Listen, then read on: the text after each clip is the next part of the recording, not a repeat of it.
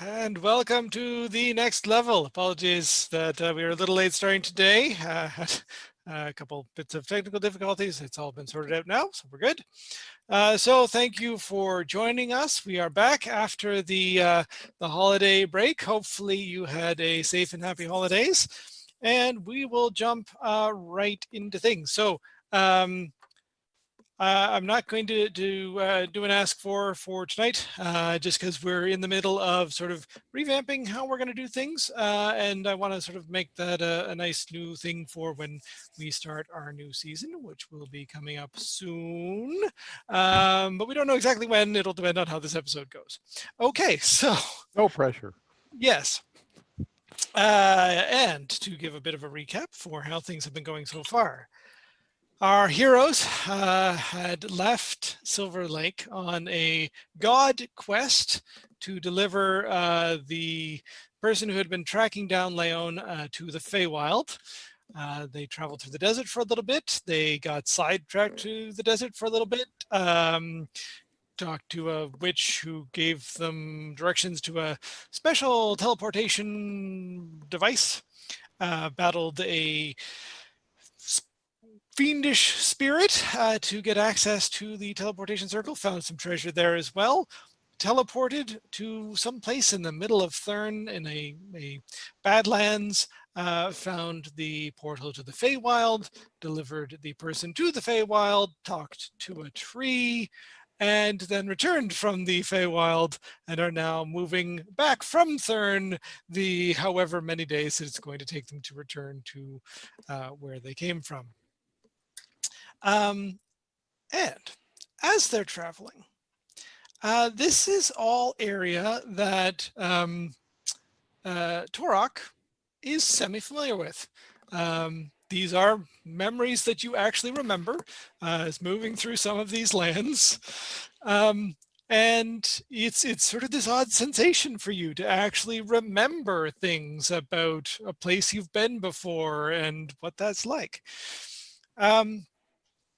So after sort of a couple of days of moving through Badlands in sort of a generally southwestern direction, well, I suppose, so the first thing we're going to do, I should back up just a little bit. So first thing is I am going to mention there's going to be a weird combat in this session. We're going to do things a little bit differently, mostly because I want to experiment and see how it works. Could be horrible, could be fun, who knows? So I'll just warn everybody that that's going to happen. Secondly, Leon, in the trip through the desert, got a hold of an ancient spell book, however, also dispelled the magic that opens the spell book and is now looking for ways to open it. So I'm giving Leon a start of session roll as to sort of demonstrate the hours of effort in figuring out the spell book. So if Leon, you would like to give us a roll, we'll see, we'll add this to the one that we did from last week. Very well. All right. Yay. We're well on your way. After being so dumb and destroying the magic to open the spell, I'm figuring out how to open it. So Thurn is sort of a desert. It's definitely sort of a drier land.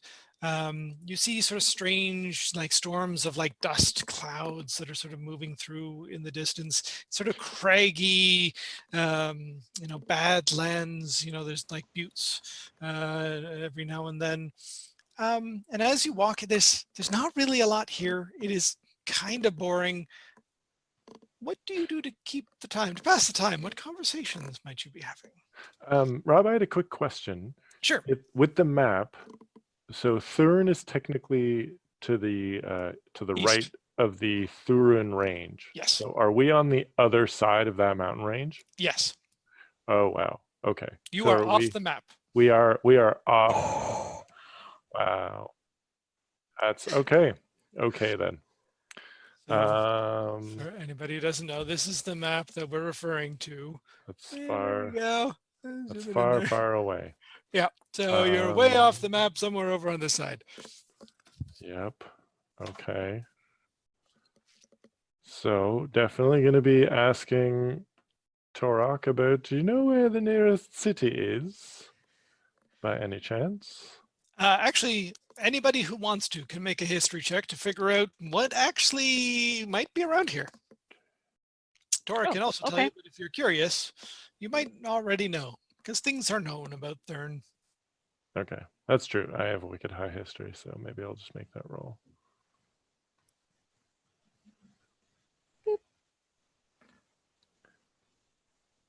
Ooh, I did good. 21. Nice.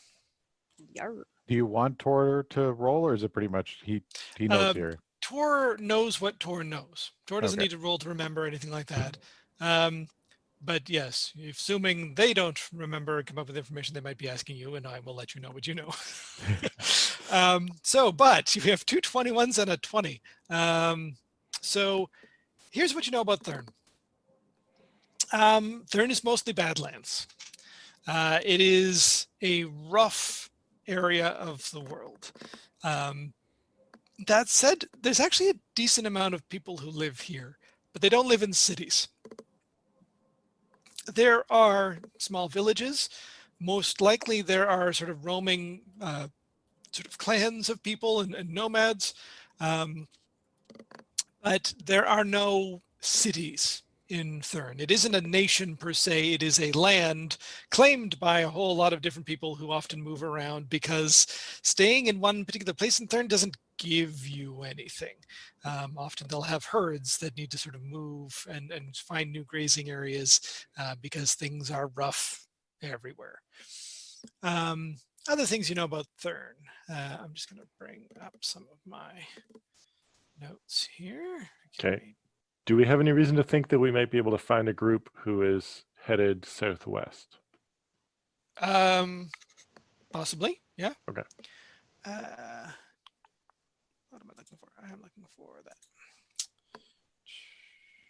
Okay. And do I have any reason to think that there'd be anyone in Thurn that's going to have the material components for Find Familiar? That is less likely. You might come across a wizard in any one of these bands who might have those components and might be willing to trade for them. But it's pretty unlikely. Yeah. Okay. Well, darn. Yeah. Okay, there's Thurn. So, yes, any other interesting bits about Thurn? Since you all rolled really high, and since you've got the guard twins with you, they'd be able to sort of fill you in on some of this stuff as well. So some of the known places in Thurn, it's not actually in Thurn, but it's on the other side of the Thurn range. There's the city, more like a town of Sezen. It is actually the easternmost part of the Moorish Empire. And that's far to the north from where you are, north and west. There is also a sort of a known trading market city slash town. Again, it is established in the same place, but it's not people live there, people come and go, but it's known as a place where sort of people come from all over to bring things to trade and then take to other locations. It is called Katu, Qhatu. And it is just on the other side of the Thurin Range. It's almost sort of in the middle of the Thurin Range. And it's on the caravan route that you were taking when you were going through the desert. It essentially where the caravan route ends up. So you may need to sort of go through there eventually. The other, again, not really a town that's also on the caravan route, but on the other side of the Thurin Range, on the western side of the range, is a city, a town called The Well. It is called The Well because it is a well. It has water. It is pretty much just on the edge of the desert. It is, however, an armed camp. It is held by a nomadic tribe who was once nomadic but isn't anymore. And they charge people to stop there and partake of the fresh water from the well and rest. So that is sort of a known area as well. Okay. And there's lots of Dragonborn up here, right? That's one thing that I think I had known about previously. it's not so much that there's lots of Dragonborn, it's that you'll find a greater percentage of Dragonborn here than you would in most other places of the world. Yeah. Okay. So there's still not a lot of them. It's just most of them happen to be in Thurn. Yes. Okay. And so probably our best bet. What was the second place that you mentioned? The trading town? Katu. Katu. So probably our best bet is to try and find a group that's traveling to Katu, because lots of groups would probably travel there, and that's kind of our best option for kind of getting out. So then definitely as we're going, then Leon is mentioning that to everybody, that would be, seems like it would be the logical course of action. Mint, you have additional information. I will let you Oh. share that if you like. All right, Torok, thank you. you have additional information. So you've been through this way before. You're essentially leading people through this area, roughly from your memory. There isn't really a road, but there's sort of a semi-path that you seem to be following. And this is what you remember following previously, sort of after you woke up, and sort of were just sort of heading through the wastes. You do remember that there's bits of, wild lands and wild creatures and strange anomalies that you passed through. One of the ones that is sort of most vivid in your mind that you probably mentioned to people, that is sort of still ahead of you, is there's a land of strange geysers that sort of pop up at random intervals, and essentially what they're spewing into the air is acid. So it is, you can't really go around it per se. You could, but again, it would sort of take you miles out of your way in any direction. So you sort of have to plot a careful path through it, which you again have sort of done previously in the past as well. You also remember going to where you found Mint. And again, that I will let you share if you would like. But yeah, that is where we are at the moment. Yes. Tor would definitely share the acid geysers, being a good tour guide that he is on the strip. And you said you're sending me that info, or was that info you had sent me previously and I need to... This is where your character is originally from. Ah, okay. So yeah, in terms of... Yeah. Yeah. So Yeah. I mean, So, in terms of where I'm from, though, there's not much to say. I mean, the most dangerous thing is the geysers, right? So Yeah. I mean, yeah, no, it's if you wanted to share information, roughly you figure where Tor is taking you right now is actually toward your point of origin. We'll call it that. so the farm and whatnot. Yeah. Yeah. Well, All right. and from Tor's perspective, this is the route he remembers, and it's unique Exactly. for him to have a route he remembers. So very Yeah. keen on that. Yeah, so Mint doesn't want to quash Tor's moment to be able to regale everybody with knowledge that he has of the place. So if he's happy to share details of things, she's not going to really step on his toes. I don't know that we would be going as far as Jindissa, though, on our route. Well, and again, to I'm not try referring to make our way Jandisa. that. Oh, not there. Okay. Not where you were born, but where you were Okay. living when Tor met you. Oh, okay. Well, that was the farm, though, then. Yes. Okay. All right. I was getting confused that they were one and the same. I guess they're not. Okay. That's cool. Do you remember the other details about who was with you around the farm area? Yeah, I thought that, this is going back quite a bit in the convo. You don't need to share anything. There's Yeah. Yeah, there was some other. I'm going to go back and review. I don't think I would Yep. share that, though. No, that's fine. All right. That could become significant later. We'll find out. So, Could do. what are people talking about? I'm curious. Is it sort of a long, quiet trip, or are there conversations going on? Well, Leona's as usual, riding on the Phantom Steed Jacob. And again, if anybody's like tired or seems like they're a little bit worse for wear, she'll conjure a floating disc behind her that people can kind of take a break on and relax. And actually, as we go, Leona's gonna every once in a while cast a spell, either a cantrip or a first level spell, Mhm. just to see if any kind of random effect happens ever. And actually, because so Leon definitely kind of talks about the fact that, like, I've noticed as undoubtedly you've noticed, there have been some random magical effects that have occurred from time to time. And after we teleported to here, then all of us experienced a random magical effect, which leads me to believe that maybe it is in fact Silver Lake's proximity to the Hamadin Desert, which of course used to be a place of great magical power, that perhaps the proximity of Silver Lake to the Hamadin Desert is the reason why we've been encountering these random magical effects. And so Leon is basically testing, casting spells to see if any random magical effects happen, to kind of test out her theory. Okay. Would you like to roll, or shall I? What am I rolling? Well, there we go. Nope, that's not going to work. Is it percentile? Ooh. Um.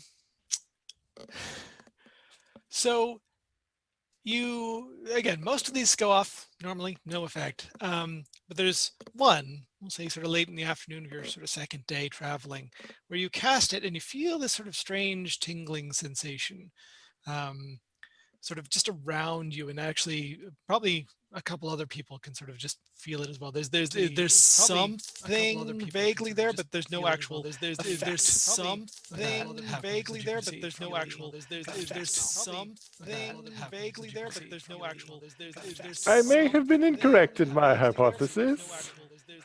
I may have been incorrect in my hypothesis. I may have been incorrect in my hypothesis. I may have been incorrect in my hypothesis.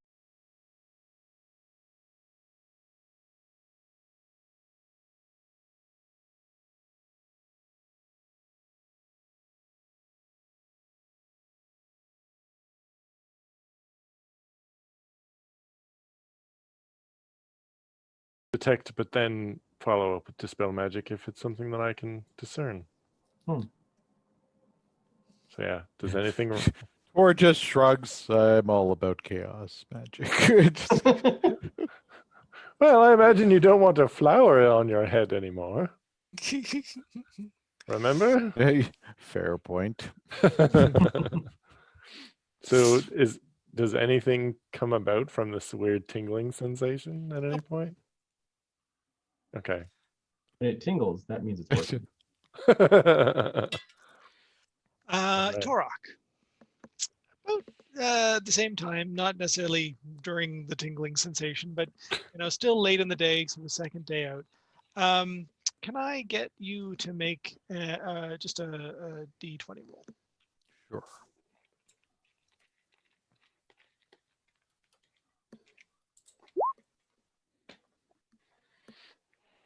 Okay.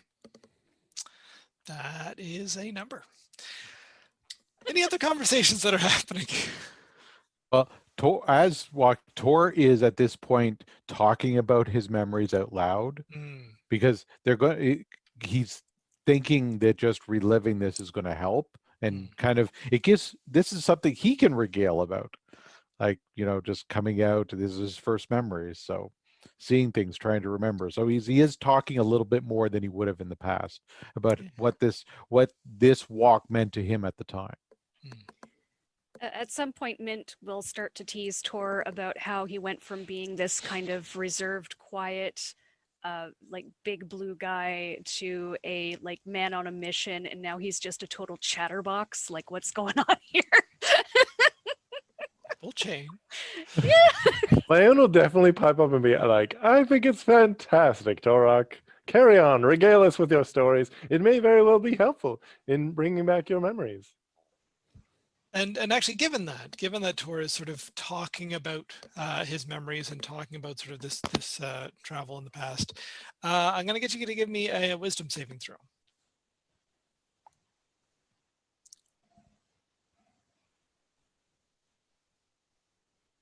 +3.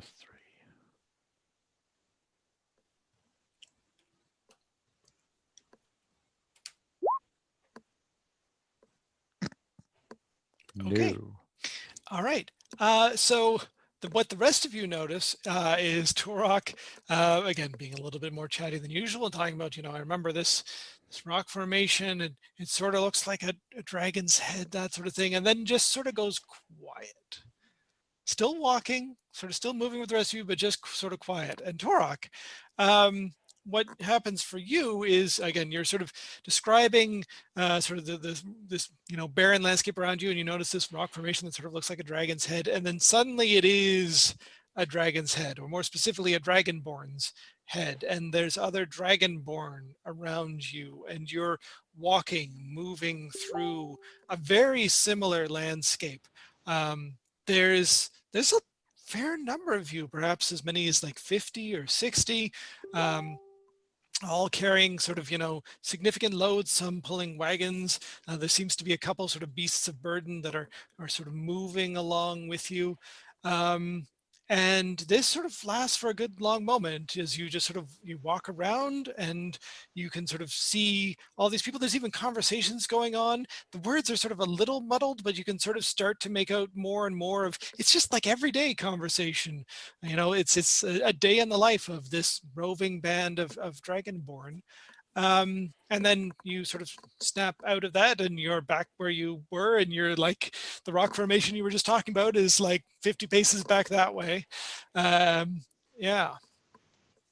So you had this sort of memory that did sort of come up and surface, and yeah, it was actually sort of this interesting one. Didn't seem that bad.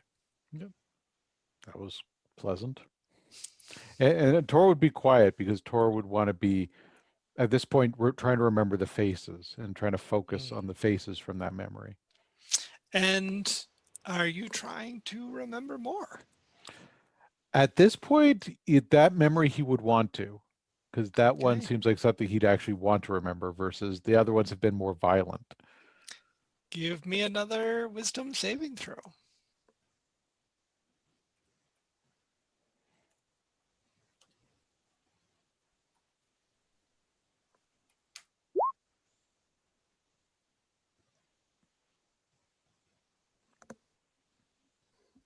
That's 17.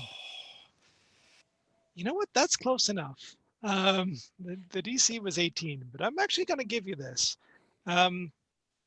You start to remember. You can start to like attach names to some of these faces. These are people you knew, some of them very well. And there's not sort of many of them, but there's sort of 4 or 5 that you're like, these are now people, Dragonborn, that I remember, that I know, that I knew in sort of some past life. And yeah, that's sort of now sticking with you. You've got some of your memories back. Cool. Tor would go up to Mint and go, I remember them. Who? A tribe of Dragonborn. I'm remembering names and Oh, faces. okay. Don't lose that. Could you tell us about some of them? Could you So Tor even starts if it's just reciting names or describing them, or So Tor starts describing what he saw in the people and the names and the just to kind of help him hold on to it. and actually getting a little excited about it. Yeah, and for the rest of you, this is very new. This is Torok talking about stuff from his past. It's not a lot, but he's able to describe sort of that caravan of a certain amount of Dragonborn moving through a similar landscape, and again starting to remember some names and like little bits of sort of important things about like those 2 people, and yeah. This almost feels like when you introduce your kid to like family members and you want them to recite back the names of aunts and uncles and like cousins and stuff, and it's like, oh, he's growing up. Yeah, exactly. It's fantastic. Well, he didn't de-age that far, thankfully. But No.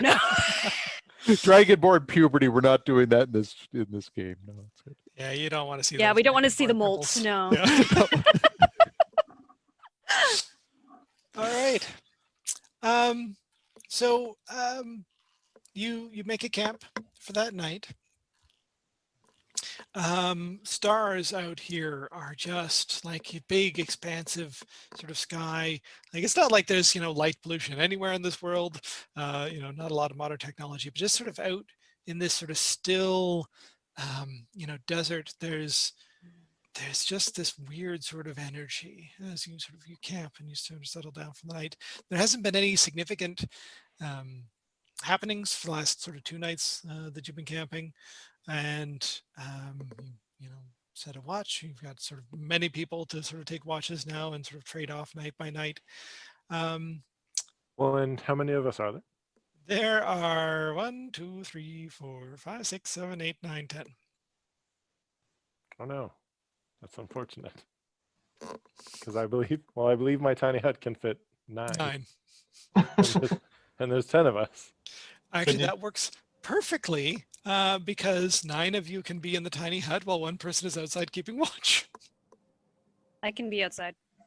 I mean, I guess so. But then you can switch out. 1 person can leave, another person can come in. Yeah, I'll take first watch. I don't mind. All right. And as you sit and you take watch,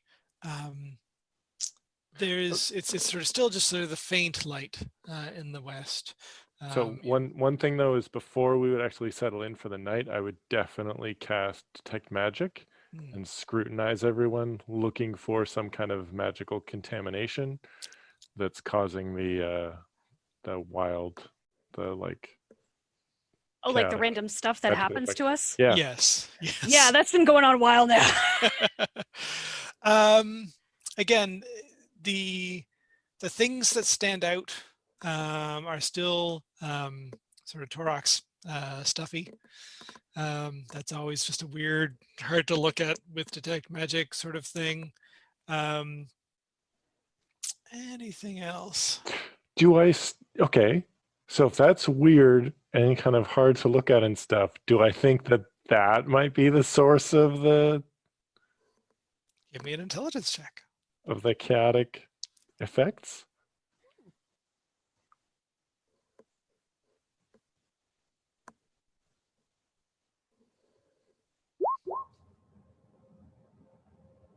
Okay.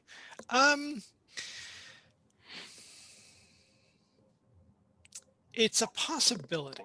Okay. Do I think that it might be because Torok and I were at first, like at the beginning of the game, right? We were together crossing the Ramadan desert. So do I think that it might be the combination of like basically that being introduced into this ancient, powerful, magical place that they might be interacting with each other in a weird way? No, you rolled high enough that so you don't think there was a weird interaction. Okay. You've cast Detect Magic often enough, and you've sort of been looking around at things often enough, and you've seen the stuffy often enough. Excuse me. That you think it's a possibility that it's with the stuffy. It's a possibility that it's with sort of the place of power in the desert that has maybe sort of worn off on you and sort of lingered around you. You can't define a specific yet, but both of those seem like fairly significant possibilities. Okay. But you don't think it was anything sort of interacting with something else. It's Okay. probably sort of a single thing. But it could be one or the other, and I don't know which one it is. Yeah. It could also be something else entirely. It could be. Like you have pinpointed that this could be a source, and that could be a source, and that there might be other sources, but that this is, they are possibilities. Yeah. But I mean, I can't think of anything else that Things that Could have sort be, of, so. you've been around long enough for Yeah. it to have affected you. Yeah. All right, and then I share my continued my building hypothesis with the group. Okay. What does Torok think about this?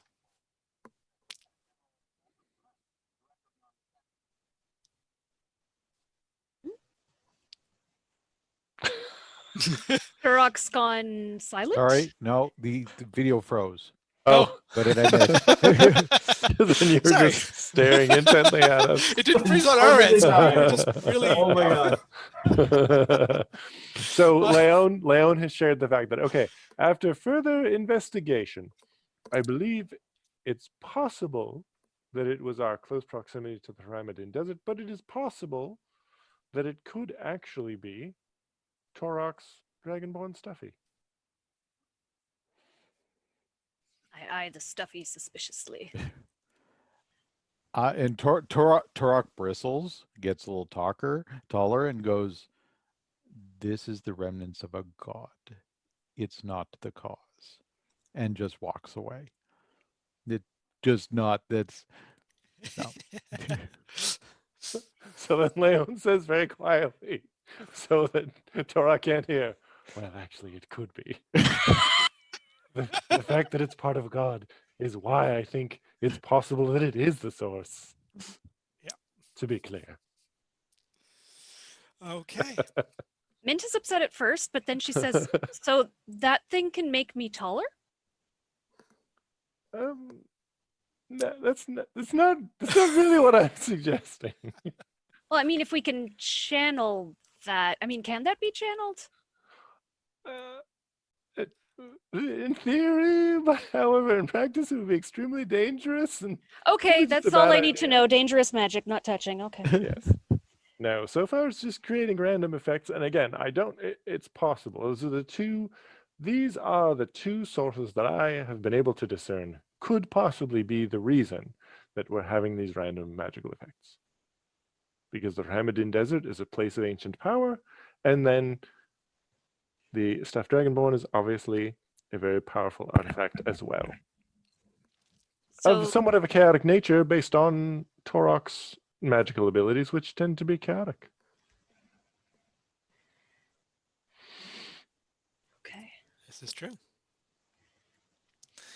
So yes, Mint.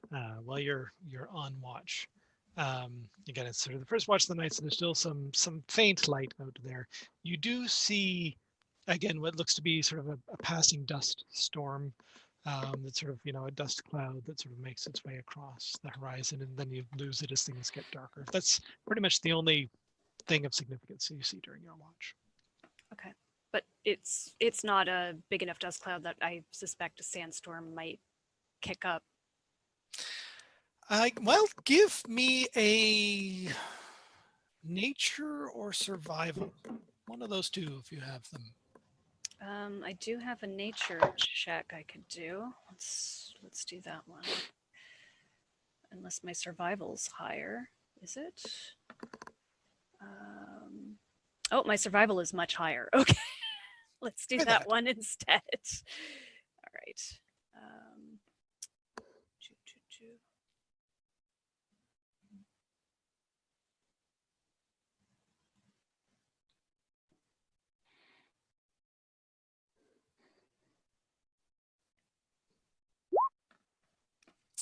Okay. Ooh, very nice. Very good. Okay, so you're able to determine, given that you rolled that high, that this is not a sandstorm. That is dust being kicked up by something. And it's, a decent ways in the distance. Probably not anything you need to worry about. But yeah, that is sort of the dust cloud that arises by sort of some large group of people or large group of something or big something moving over dusty terrain. And like moving kind of quickly kind of thing, right? Yeah. Okay. I look at the point of origin where it may have come from, like just to see if there's any noticeable lights or darkness or like, because it's always concerning when you see rats fleeing a sinking ship. So just hoping that they're not running away from something big that might notice us. Interesting thought. No, you don't see anything in that area. Okay, and it's not coming from like my hometown or anything like that either. Okay, then we're all It's good. sort of, yeah, you're almost headed directly towards your hometown at the moment, and this sort of came from south of you and sort of cut across your path ahead of you and sort of was moving off in that direction, sort of thing. So Fun. all right. Next morning, everybody wakes up, nice and refreshed. You've had a couple days now of relatively easy travel. These are sort of badlands, and there's some weird crags and that sort of thing, but it's been mostly sort of flat and level that you've been moving through so far. And about mid-morning. Do I get to make another couple rolls for opening? No. It's a start of session roll, not an Okay. everyday roll. So, Not a day roll. Gotcha. so it represents the number of days that you have been working on this. Yes. So this, I will give you a bit of a warning, is going to be the interesting new weird combat. Unless we talk our way out of it. Unless you talk your way out of it. So Gildy. As you're all walking along, I'm assuming in general, Gildy or Torok is probably in front or close to the front. Gildy tends to be sort of a good scout, and Torok is at least has a rough sense of where you're going. So as you're walking, there's a bit of a sort of a rumbly earth feeling. And then exploding up from the ground is, give me a sec. A giant, it's actually a giant ant. Torok, you do not like this very much. You do not like giant bugs. No. Give me a wisdom saving throw.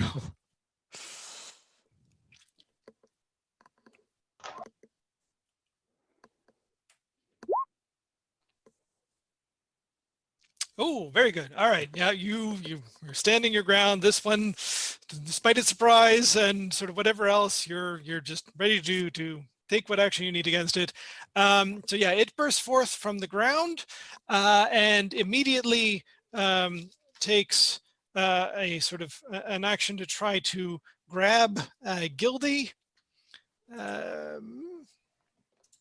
am I? Torok has that amulet of protection from insects. Yes. That he got in like one of the first sessions. Yep. I think the first session from the farmer. Actually, yeah, an that's right. amulet of insect slaying. Yes. Oh. Gildy, what is your armor class?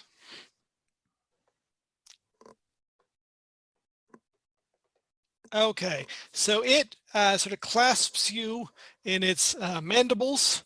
That hurts to the tune of 10 damage. Again, this thing is big. It's about 15 feet long. It's probably about a good, 7-8 feet, tall. Giant insect. And what would the rest of you like to do? Attack it. Save Gildy. Right. Yeah. So roll your attack. Roll my attack. Yeah. We were supposed to, Yeah, Vince Okay. spoke first. Tor is going to as well. Ah. we Okay. were supposed to talk our way out of it, guys. How do you talk to an ant that already has Gildy in its mandibles? I know, I'm just joking. So is she like gripped within its mandibles? Yes, she is essentially grappled.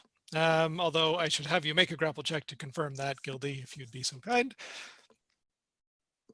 Athletics or acrobatics, whichever is higher. What does the amulet give me, by the way, if I'm rolling this? Give me one sec. I can't remember if I actually gave you a specific amulet for that or not. There is an amulet, but hold on, let me check to see if there's a description. Yeah, if you click on it, there should be a bit of a write-up. Okay. Yes, Gildy is definitely grappled. All right, Mint.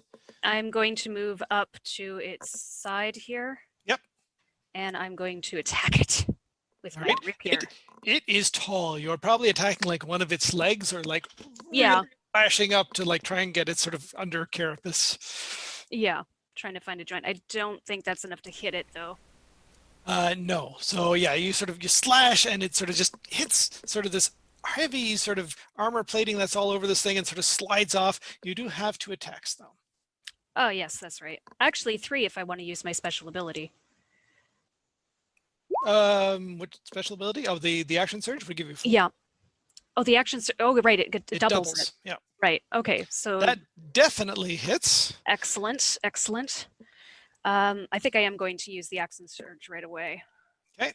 You do notice that when you do hit it, again, even though you're sort of aiming for a joint, this thing has like tough armor. You don't seem to be doing quite as much damage as you'd hoped. The 8 does not hit, but you have 1 more you can roll. I'm just kind of hoping that it will drop Gildy if it's distracted enough. Yep. Now, actually, I'm just remembering that in like one of the first sessions, we did fight giant insects. And is this thing bigger than those? Or Those is it things the were same spiders size? too, weren't they? No, I think they were basically like giant ants. They were Ankeg, I think, that you were fighting. Yeah. Which are similar to giant ants. This is probably bigger. Yeah. Okay, Tor's going to try to take the legs out. Okay. Give me a sweep from your hammer or axe, whichever your great Oh, axe. baby. Oh, well done. All right. So you can roll damage again because that's a critical hit. Yep.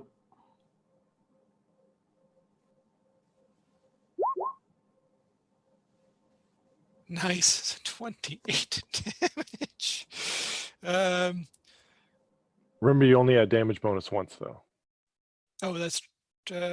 Oh, sorry, it should have That's been true. just. So That 8. should have been just 8. Yeah. That's right. Okay. So. And that's just the first attack, so Tor can attack again. Yep. Go ahead.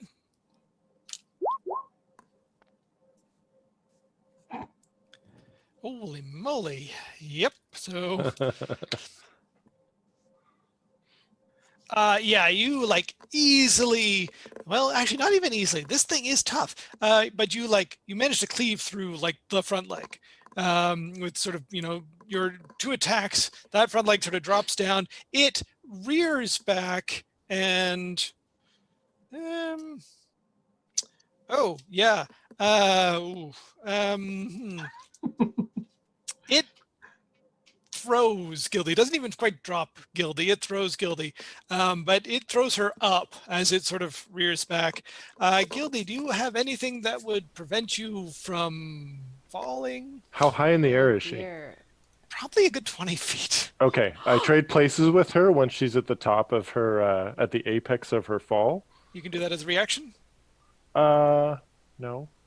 But I Okay. can do it as an action, and I basically, as soon as somebody else had a chance to go, I was going to trade places with Gildy. You know what? We're doing combat a little bit differently, so sure, let's try Okay. this. Then I would be trading places with. So my plan is trade places with Gildy, and then use my bonus action Misty Step to basically return to beside her. Okay. So Gildy, you are like thrown 20, 25 feet up in the air. You're sort of flailing around, and then suddenly you're on the ground on your back. You are prone, but you're on the ground, you're safe. And then Leon appears next to you. Cool. Okay, so Gildy kind of sighs in relief and looks at Leon as like, thank you. Sorry it took me so long. That took me by surprise. As the giant ant sort of rears and flails a little bit, Mint, you sort of get sort of knocked by one of its legs as it sort of shuffles. Ow. And you take 8 points of damage. That's okay. I have points to Yep. spend on damage. Not dead yet. Not dead Yep. yet. So Yep. 8, huh? Okay. 8. And it sort of lands on Alphonse. No! Wait, Yeah. meaning Oh dear. does or I do? No, it lands on it. So it rears up and sort of nudges you, and when it comes down, it sort of lands with one of its legs on Alphonse, sort of knocking him prone. And it seems like he's taken a little bit of damage as well. I'll just actually give him the damage. So that is 4 points of damage for Alphonse. Was Alphonse on the same side of the ant as Torok and Mint, or on the other side? Sort of on the other side. I mean, it's roughly what's on the map. Oh, sorry. Yes. Of course. All right. Who wants to go next? What are you doing? Talon would totally, I mean, especially once it got a hold of Gildy, Talon would have kind of rushed in and if possible, tried to leap to like land on the ant and then just start wailing on it from above. If that's Give me an athletics check to make that jump. Sorry, I just realized I should be closer to it, and Gildy should be beside me. Yeah, I can move her. Oops, no, Cool. moving the wrong thing. Oh, jeez, this is gonna be a pain. Okay, one sec. Unfortunately, the icon for this thing is much larger than it, so it's encompassing a large area. I have to move it anytime. All right. Yes, so Talon tries an athletics check. 17. Yeah, sure. You are able to sort of leap and sort of, do a sort of a hand push off its head to land on its back. And I'll sort of say that sort of uses up all of your movement to get there, and you can make an attack. all right. I will try to punch it from above. Where is my punch? Boop. Okay. I don't actually think that. Nope. You slam into this like hard, carapace armor, and you're like, oh, okay. Next punch. All right. All right. So I get 2 more. Punch. That one hits. Yep. Excellent. And I'll punch again, but as I make contact, I'm also going to use a key point. Nice. All right. All right. So next one. That definitely hits. Yep. All right. And it needs to do a Constitution saving throw, and the DC is 14. I don't know. I actually have to check what its modifier is. It's close. It fails. Sweet. It is stunned. Okay. Until the end of my next turn, and given our new combat, I'm just going to kind of hang out for a while. Yeah, we'll see how this works. It is stunned. All right. So I'm going to say for this particular combat, your NPCs have all been a little bit stunned and are otherwise sort of just like watching what's going on, including Kess.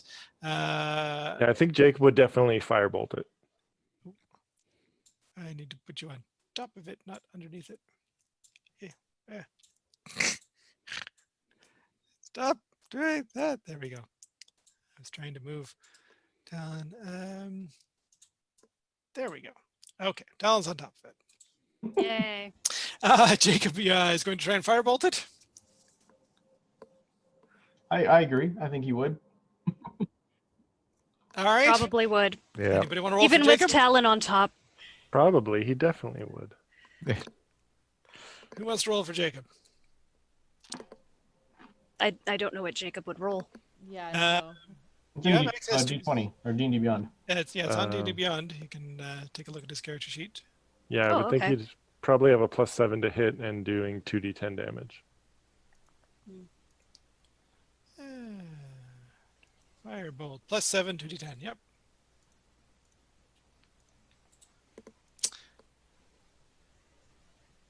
Sorry. So it's a +7? Yep. Yep.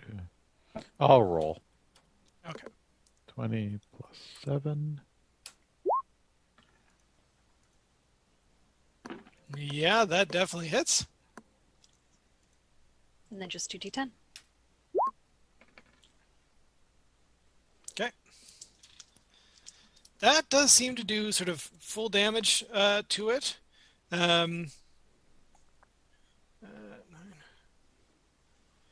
But even Don't so, forget my punches are magical. yes, that did not seem to matter or care. It didn't care. That didn't matter. Yeah, like your punches, you punched it like a good several times for decent amount of damage. It's like the armor is starting to crack. Just Gotcha. And your Yeah. fist is like, ow, I'm not used to punching things that are quite that hard. But yeah, the fire sort of, a nice sort of hole gets punched in the armor. Sort of just, we'll say up sort of back behind the head area, and it doesn't like that. It rears back again. Talon, it's rearing. You're on it. Give me a dexterity saving throw to stay on, or otherwise not land badly. All right. Try Does- to stay on if I can. Does Alphonse take the opportunity to get out from under it? That's an excellent question. Yeah. Yeah. Sounds good. Okay. Talon, I'm going to say that you are thrown off. You take 1 falling damage, which I'm assuming you will otherwise Take a reaction and not. Yep.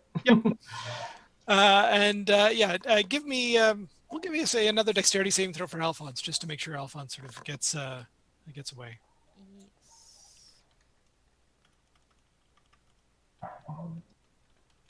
Oh, that's what I need to do. I need to. Or has a horrible idea on his next turn. Love No, it. I don't have to move it to move you. I figured it out. 18 is the 18. save. Yeah. So we'll say Alphonse is sort of, scurries away just a little bit and is out from underneath it now. All right. And we come back to, I think Mint was the one who started it off. Yes. Again, it does not seem to like what's going on very much. It looks like it's getting ready to probably turn and run back down the hole that it came up. But on its way, sort of turning around, since there's sort of a bunch of you around it, it's sort of just going to take a chance to sort of try and flail wildly to see if it hits any of you. For Talon, it misses and sort of kicks itself. For Torok, it hits very well, and for Mint, it also hits. It rolled a 1 for Talon and a 20 for Torok. So Torok, I'm going to say since you're close to the front, it was a mandible hit. So it is actually trying to sort of grab you. You take 12 points of damage, and Mint 3 points of damage. Okay. So Torok, give me a grapple check. That's his strength. Athletics or Athletics. acrobatics, whichever. Athletics for sure. So it clearly rotated to the left. Yes. So that it hit 2 people in the front. It's sort of in the middle of turning around. Yeah. 23. Oh yes, yeah. You like it. It snaps its mandibles around you, and you're like, "Oh, push them away!" and sort of step back and like, "Ha!" as it sort of keeps to rotate around. It is pretty much facing right where you are, Mint. What would you like to do? Is its mouth open or closed? The mandibles are sort of open at the moment. So again, the mouth is sort of a smaller area, but yeah. And it has large eyes too, right? Yeah. Okay. But I'm assuming its head is like its mouth is kind of on top of where I am, considering my height and its mouth. Okay, so I'm going to do the crazy thing of trying to get my sword positioned between a mandible and its actual mouth opening. Okay. I think that'll be a nice soft spot. So Yep. I'm going to use my 2 strikes to try and get in there. All right. That's a much sort of smaller, tighter area. The AC to hit that is going to be a little bit higher. That will do it. Oh no, that's wait. fair. Sorry, that's Torok's roll. I'm just hoping I'll get high enough to hit in there. Ooh, 23. That will do it. Yep. All right, excellent. Yeah, you sort of slide your sword right up in there. It does not like that at all. Excellent. And I'm going to try doing that again. Same effect. Nice. Wow. Nice. Well done. Yeah, give me a strength check. Fantastic. So I've got my macros here. Because mint is strong. Mint is strong. Strong minty flavor. Yes, like peppermint. It's a testament to her strength. 15. 15. 15 is good enough. It sort of whips its head around while your sword is still up there, and you manage to like yank your sword back before your sword is pulled out of your hand. Okay. Who's next? That'd be Tor. Okay. And Tor is at the head, pretty close to the face. You're sort of slightly off to one side now, but yeah, you're still close enough to the head. So the first thing he's going to do is breathe lightning in its face. Okay, so against the right side of its face. Nice. Yep. Yeah. Because it makes a dexterity save. Yes, it's a 14. It makes it. It doesn't Okay. have a high dexterity, but it rolled high. Okay, then the Toro's second attack will be purely the swing and I think it still takes half damage. yes. Sorry, yes, that's why I should roll that. Sorry, it's oh, it's on my other screen. At this level, it's 3d6.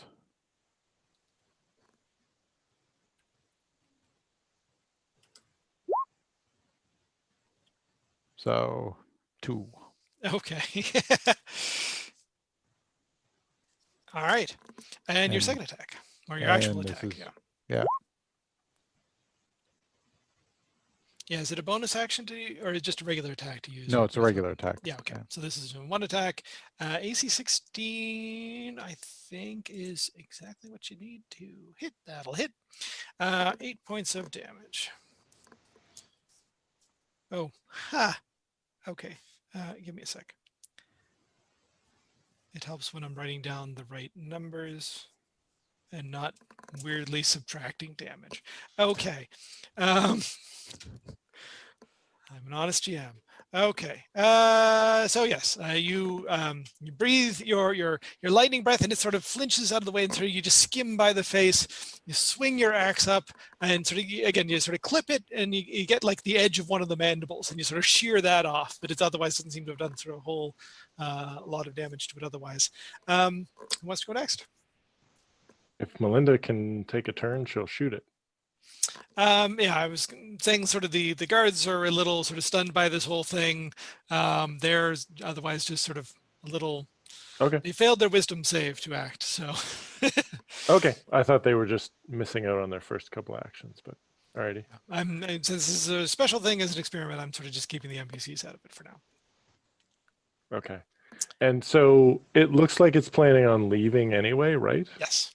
Is what it seems to want to do. And I do like the comment that yes, it has opened itself up to Talon's infamous butt punch. It's a very effective weapon. All right. Then I'm going to cast Gust of Wind, and I'm going to rely on the fact that Torok is undoubtedly going to remain stable. I was going to have a question. Yeah. The ant turned around, flailed, but the ant is stunned, is it not? Good point. Sorry, it just occurred to me. I Yeah. wish I thought of that earlier.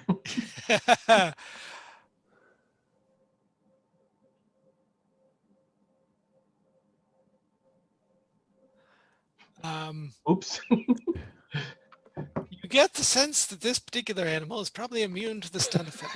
One of those rare anti-stunning. Yes. All right. Yes. So I'm basically going to try and just blow it back down its tunnel. Okay.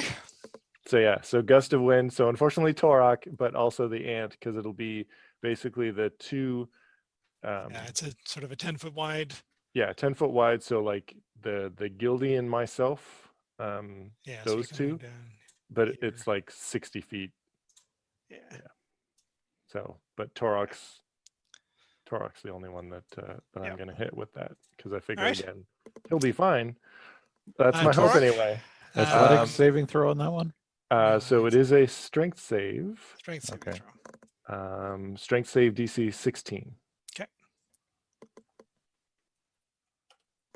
Although it is each creature that starts its turn in the line must succeed on a strength saving throw or be pushed 15 Okay. feet away. I'll from make me. they'll just do Tor's, it. Tor's good. Oh yes, Nora's fine. The ant, again, still in the middle of rotating. It sort of digs in for a moment, and it's starting to sort of lean heavily in the gust of wind, and then its feet just sort of come loose. And you were aiming to push it back down the tunnel, but the tunnel is sort of down. You actually push it across the sort of opening of its tunnel, and it sort of goes rolling for the remainder of that 60 feet. So it just moves 15 feet. I push it Okay. 15 feet. So 5, 10, 15. Yeah. So the opening to the tunnel, I'm gonna draw it in sort of black on here, Okay. is sort of like there-ish. Oops. Yeah. So yeah, you sort of blew it across the opening and sort of half in. It's also sort of like on its back at the moment. Is there damage generally associated with that? Nope, it just pushes. All right. I'm going to say it's sort of from that sort of tumbling. It did seem to take a little bit of damage. And yeah, it's sort of trying to right itself.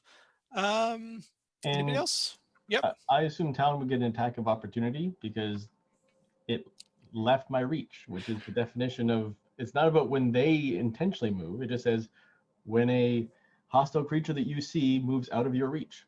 Yeah, no, it's when the creature moves. Stuff that pushing does not provoke attacks of opportunity. Yeah. Okay.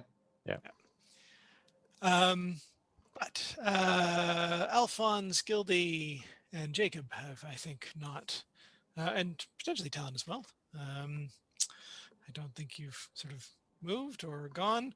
Anybody else want to try and do anything as it sort of tries to get up and scramble and go back down its hole? Well, Guilty will probably shoot at it with her bow. She's a Okay. little mad. Yep. Uh, yeah. Okay. So 3 attacks. Yeah. Okay. Oof. Yep. So this is the first attack, and this is the second one, Yep. and then this is the third one. Okay. So it is just about to right itself and sort of scramble back down into its hole, and 3 arrows come out and sort of take it, one in the head, one sort of slips through the little hole that Jacob burned with the fireball rolled earlier, and it just goes limp. Yay. And Guilty says that's what you get. You now have a whole lot of insect meat if you really want to try something different for dinner tonight. Sure. Meat. And if anybody is interested in trying to harvest carapace armor, you don't really have druids in your group, at least with Alphonse is a druid. Yeah. It would take some significant time to do that, but you have the opportunity. We have like 40 days worth of travel. We have time. Well, it would take significant time here in this location. You would have to stop for several days. In order to get the actual. In order to, otherwise, get the armor off and clean it and, tend to it. And otherwise, you get it to a state where then you could start to add straps to it to make it into armor. And Torok's like, nope. Not necessarily Big bag of because, nope. not necessarily because I could cast floating disc and ride along on my horse, and Alphonse could be sitting on the floating disc How behind big me. is the floating disc? Meaning, it's, I don't know, like 3 foot diameter, but he's a halfling. No, it's the size of the ant that's the problem, not the size of Alphonse. No, but it would just be, we could take a piece of it to make armor. Yeah, Well, yeah. But It'd take a bit to hack um, off a piece, but I yeah. guess we could. You could go hack off like a little, claw bit or a bit of the mandible or something as a souvenir if you really wanted to. But yeah, Torok's got a big pile of nope going on. He doesn't want to have anything to do with this thing. Now you have all a better understanding, perhaps, of why Torok is not so fond of these things. they grow big. Where Torok's from. Yep. I think Leona's going to keep the gust of wind going and just basically move up to the hole and kind of position herself so that the wind is blowing down the hole, just in case there's anything else that's thinking about coming up. It's going to be like, oh, there's this big wind that makes it really hard to move. Maybe I will go somewhere else. Are you going to try and harvest anything from it? It would, if you're just taking meat, that would take about half an hour to an hour. If you're trying to get sort of armor pieces, that would be a little bit longer. Give me a second here.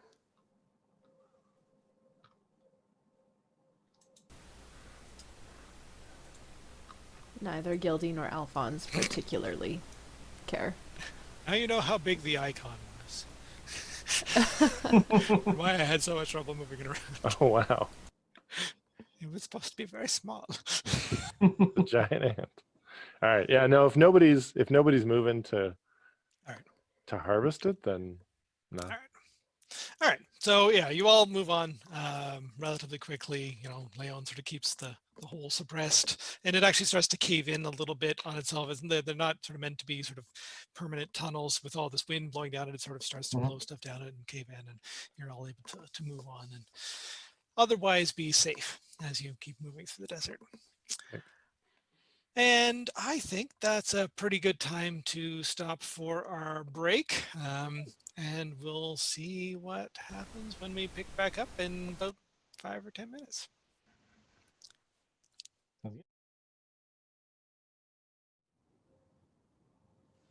Hello again, and welcome back to the next level. As our intrepid heroes have dealt with the random giant insect that had found them previously, they continue on, again, traveling sort of through these craggy lands, get to the end of the third day and have another sort of third relatively quiet night. But about midday on the fourth day, traveling, you come to a place, or more specifically, Torak comes to a place where he sort of stops everybody. And even though the land ahead of you doesn't really look that much different than the land behind you, he sort of motions and says, "This is the acid flats." And I'm going to use the same map, which I know is not particularly flat, but essentially it's, if you've ever actually seen salt flats, so that sort of white, flat sort of thing, it's very much like that. There's sort of little ripples here and there through sort of the earth, and sort of little cracks in the earth and that sort of thing. You can see sort of little bits of steam through some sort of what seems like steam sort of coming up through some vents here and there. And every now and then, now that you sort of stop and you're watching, you can hear this sort of popping, that then sort of the earth sort of just pops open, and there's this sort of geyser that flies up 20, 30 feet into the air, somewhere in the distance, and then someone a little bit closer, that sort of thing. So Torok remembers roughly, how he got through this. It was a little tough last time, but he was able to sort of slowly figure out, the different signs and what to look for. So this is going to be a bit of a skill challenge to sort of get across this field. So I'm going to need, let's say something from each of you. Again, the NPCs we'll leave out for this one. They're still going to cross, but they're sort of crossing with the rest of you, and it will be sort of your skill checks that determine how things go. So probably one check to sort of investigate. It's not even really perception. You really need to be sort of looking very carefully at where you're going. And sort of, watching each little bit of ground in front of you. So one will be an investigate check. One is probably going to be like a survival check. Again, just to make sure that even though somebody's sort of looking, that you're all sort of staying in the, a tight group and a relatively, firm line, so that you're moving together and no one's sort of off the path. What else could we have? I have a question. Yep. As the ranger. Yep. So I know that this is not a little bit different from desert, but desert is one of Gildy's favorite terrain types. So is there some way that she can is she any better at kind of sensing where these geysers are, and can she help the group better? I will say that for the skill check that Gildy is going to be in control of, since this is similar enough to her favorite terrain, she will have advantage. Okay. Yeah. So I'm just going to take a quick look at a list of skills. Oh, okay. So we have investigation, we have survival, probably an athletics check. Some of you need to be maybe carrying some of the rest of you, so you're sort of staying closer together. So we'll call that an athletics check. probably nature as well, to sort of see and sort of experience what's out here. So athletics, nature, perception, investigation, or no, sorry, investigation, survival, and we've got 5 of you tonight. Do one more. We'll call it, we're going to call it stealth, actually. So this is somebody who's just trotting very carefully. Again, so maybe somebody who's also out in front and sort of, from Torok's experience with this, that if you step on one of these things, they sort of are hidden. That's one of the things that can trigger them to go up. So someone will be making a stealth check as well. Okay, so who wants to start us off? I was about to We'll say get the Tor stealth is check. yeah, Tor is athletics unless someone's got a better than +11 on. Okay. Dear goodness, +11. That's amazing. Yeah, and You I'll say take. stealth? Yep. Or No, sorry. is, Torok's no, doing is that what athletics. Torok's doing athletics? So, Athletics, yeah. okay. Yeah, that's Leon better will than take mine too. investigation because I have a +8. Okay. Fantastic. My survival is +5. Gildy's best is nature at +7. Okay. And that leaves stealth for Talon. All right. Who wants to go first? Why don't we just go in the order? Who's spotting the path? I mean, let's just. All right. Let's start with that. So investigation. Oh no. Good luck, Leon. You've doomed us all.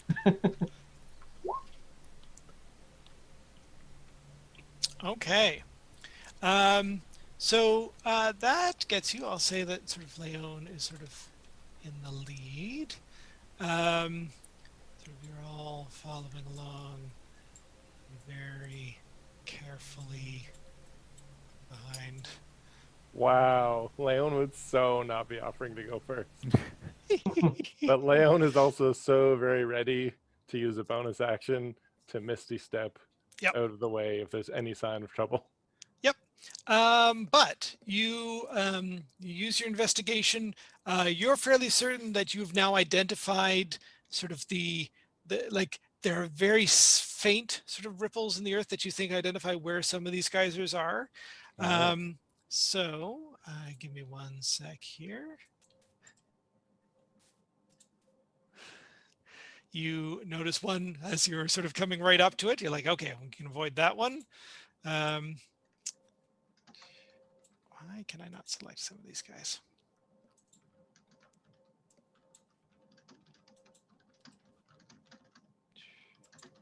And you're fairly certain, just sort of on the path that you see in front of you. Yeah, you can discern out of these other ones as well. Oh, come on.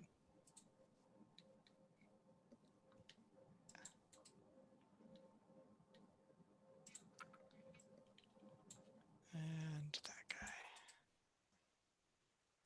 Yep.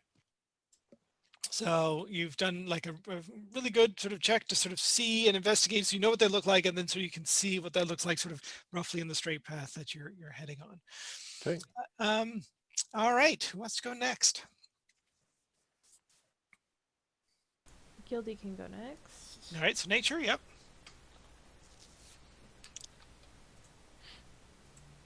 Nice. Nice. Okay, so you've sort of moved a little further onward, and Gildy has sort of identified a little bit more of so now sort of that the Leon has sort of spotted what they look like, and you can see that. Gildy has sort of looked around for sort of the optimal path to go through these as well, which you figure there's some other ones around potentially as well. And from what you can see, if I can draw freehand, yeah, it's probably going to be, I'll zoom out a little bit, sort of something like this. Yeah, probably have to go around that one that way and sort of something through there. I think that's probably going to be sort of the best route. All right. That was very successful. You've sort of moved up through. You're still doing things fine. Who wants to go next? Tor will go next for athletics. Yep. Okay. So we'll say this comes into effect as you're sort of again sort of continuing on, and Mint sort of behind you gets a little too close to one of them, and it's just sort of that, lifting her up and then making sure she gets sort of out of the way, and before this goes off and she activates it, that sort of thing. Yep. So you've reacted well, kept your group safe, and are doing well so far. Now, did Torok warn us about these? Like, did we know about these, and did we know we were approaching them Yes, beforehand? roughly. Yeah. So, like that morning, we would have been able to prepare spells and things.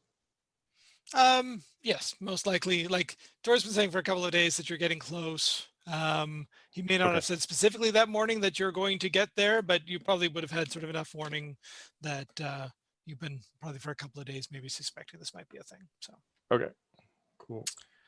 How many days worth of insect meat did we pack? Because none. You did not stick around to grab any.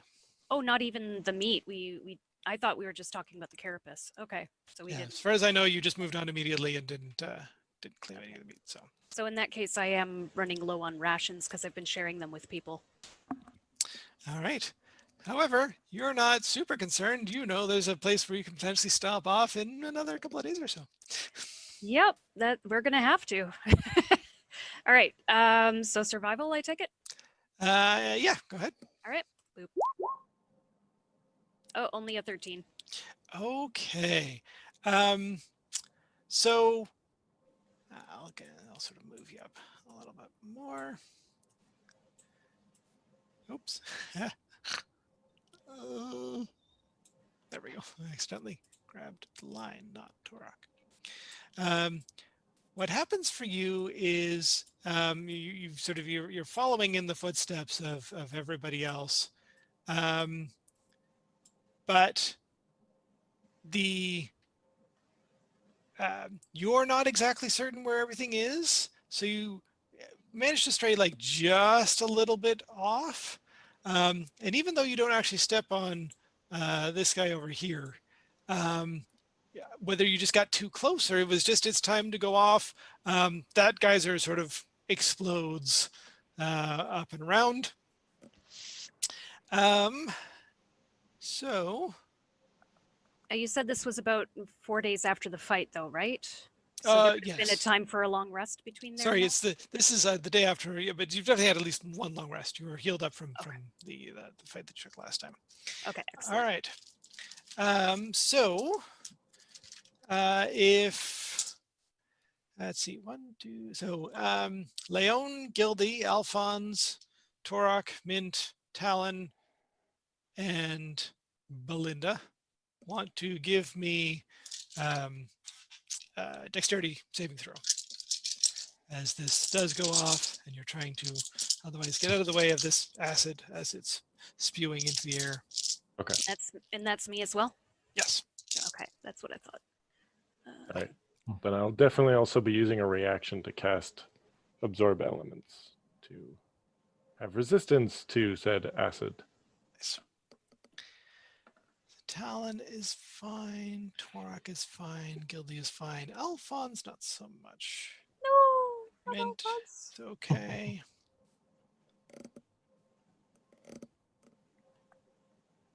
Leon, it's okay. And I think Belinda was the other one who was in the... Yes. Excuse me.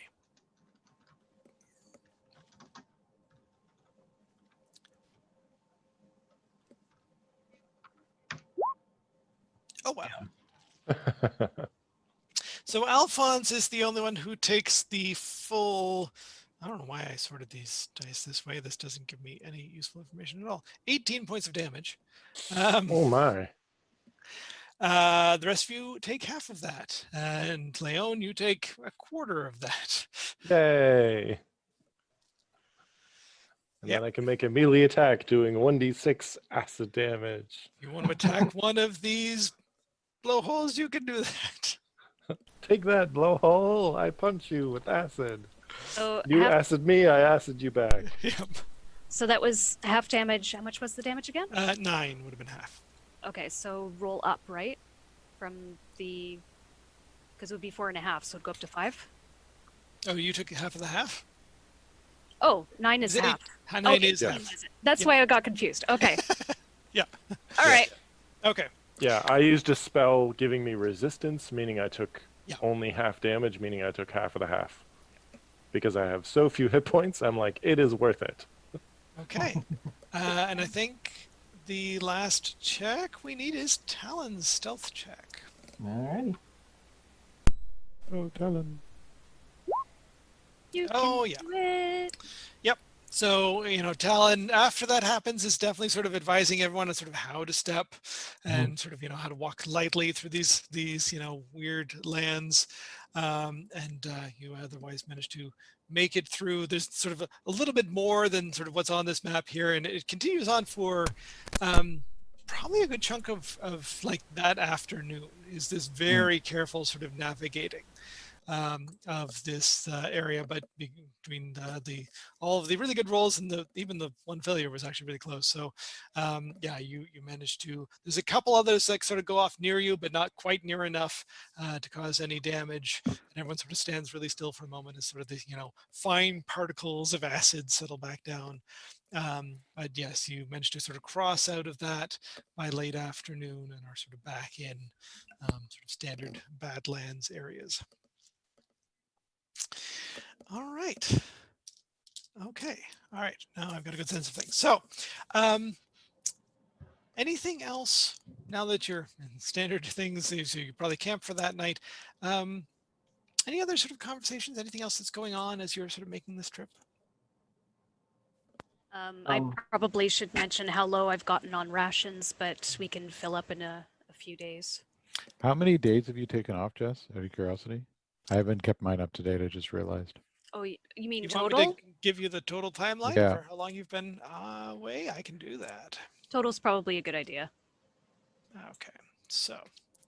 doo-doo-doo. Yeah, Tor had 22 days of rations. So Wow, you had a lot. Yeah. Now, I definitely removed for the last 4, and I know I removed a few from earlier, so. Okay. So 1, 2, 3, 4, 5, 6, 7, 8, 9. It has been 13 days. Is Oh, it wow. days since we left the Fae break? No, 13 days since you left Silver Lake. Oh, okay. Because we took enough rations with us. I tried to pack enough to get us to the forest, and then we kind of found out about the God Quest, and so Torok agreed to carry quite a large portion of the rations because I wasn't strong enough to carry all of them. Yeah. So 13 total, and I know I've done 6 or 7 days worth. and each ration is one person for a day. Yes. Yeah. Yeah. Now, I Yeah. haven't been feeding you though, Torok. I've been feeding Yeah. myself and the 2 guards. Yep. You said you would take rations out for yourself. Yeah. Okay. So Torok still has 9 rations left then. So how many days since we left the Fae? Because that's where I've stopped counting. 4 days. Okay, so I've got 6 days left. You're at the end of the 4th day. Okay. Okay. And Leon is out of food. I've used my 5 days of rations and my 8 good berries that I still had from that And- village that we saved. Yeah, To be- Gildy can also cast Goodberry, and she, since desert is one of her, I don't know Yeah. how much she would forage in the desert, but since it's her favored terrain, she Yeah. forages twice as much. This is at least better foraging than like the complete sandy there's nothing here desert. There's some plants here. It's just sort of rough scrub, and there's probably like you're probably finding like tiny normal size insects that, you could eat, and or sort of, other slugs and things underneath, some plants that could potentially be used as food for those who swing in that direction. So I have enough rations left for 2 days for me, myself, Lyndon, Belinda. Okay. And then I'll have nothing. Yeah. Um, So yes, Gildy is still probably foraging twice as much as she normally would. Give me a survival check, since sort of we've been looking at, rations and other things. Let's just see how much Gildy has been helping. Well, and based on this fact, it might have made sense for us to Hmm. like collect some Ant of meat. the meat from the ant. that's why I was confused about us not collecting meat from the All right. ant. Yeah, I did think we were doing the ant meat. And we just weren't Okay. doing the, So you'll say that, yeah, you did collect at least a little bit of meat from the ant. And with that roll, Gildy has been, well supplementing things. I will say that you can all sort of add an additional day of rations back in. Okay. So. All right. I will add 1 day's worth for me, Melinda, and Belinda then. 1 day for the foraging and another day for the ant meat. Sure. Oh, okay. So then I can add 2 days in? That makes sense. Yeah. Okay. All right. So I've done that then. Okay. All right. All right. Yeah. So it's the evening of the fourth day. Anything particularly interesting or other conversation that's happening? Talon will probably open up his tome and breathe in the intelligence of the leathery cover of the book now. And we'll maybe talk to Leon, just in sort of theorizing what could be, creating this crazy magic. Just be like, so with that idea, you seem to think that it could be the Stuffy that's causing this. Is it because the Stuffy is a chaotic god, or because the chaotic god is a god, like a fey god? Depending on what, hopefully I'm not muted. Yeah, I'm not. Depending on what language Talon started in, Leon would definitely switch to Elvish so as to not upset Torok. Talon would have probably done it in a place where it wasn't like it was just the two of us. But we can certainly switch to Elvish if that's. Yeah, I think that regardless, Leon would. Right, because you read the book before you came to talk to me. Yeah, So you were smart beforehand. that's right. All right. Well, yes, I believe that certainly Torok, his magic seems to be chaotic, so I believe that the deity that he has connection to through the Stuffy would also be a force of chaos and could be creating this this effect, and then goes on to describe the like weird experience of trying to detect magic on it, how it's kind of hurts your brain, Gotcha. but in a way that's very technical and stuff. Yeah, because it's Leon. yes. It hurts my brain. Technically speaking. Tor said that it was the remains or remnants of a god. Do we know which god?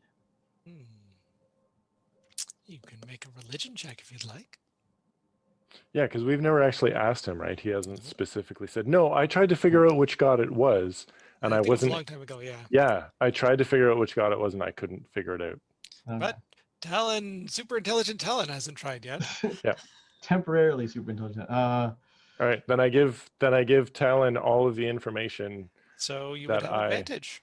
that I have on the deity, and say that while we were at the monastery, I attempted to figure out which one it could possibly be. However, I was not able to figure it out. I need to bring up my Clearly thinking there's no chance that Talon will be able to figure out something that Leon wasn't able to figure out. Yeah. Right. Never, it could not be possible. That's why I'm like, why can't I find this? I'm on Belinda. All right, total enlightenment, just to confirm. You have 18, which should be So plus 4. 4. So, and if you have proficiency in religion, you would add an additional plus however much. Oh, I do.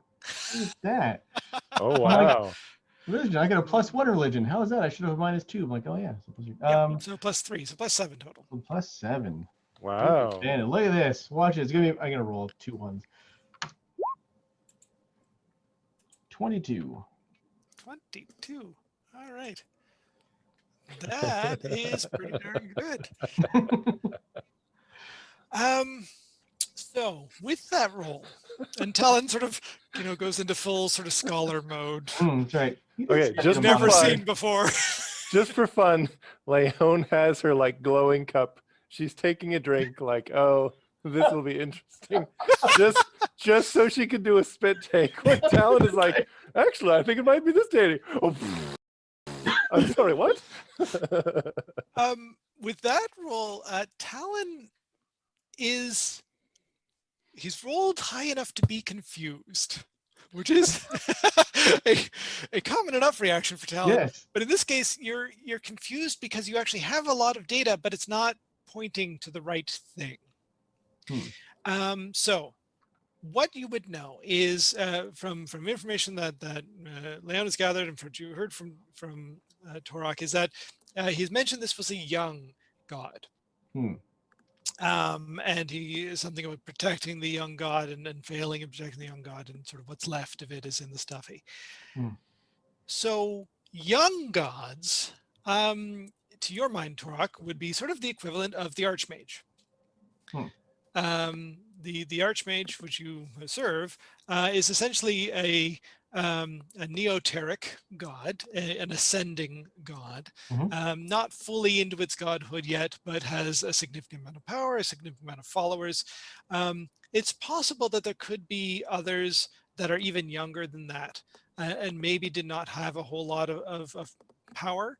But if so, they just wouldn't be known. Okay. Right, they wouldn't have a lot of followers. The word of them wouldn't have spread to far and wide in the world. But you sort of think back and you can name like a bunch of the gods that you know that are sort of the ascending gods of the moment. And there's which ones would you know of most likely? Torfalk Stormhold, also known as the Voice of Thunder. Is a dwarf who's sort of in the process of ascending to godhood. Let's see if I can say this right. Ilviansa, Moon Shadow, is also known as the Eversong, is a bard that seems to be also in the process of sort of ascending at this point in time.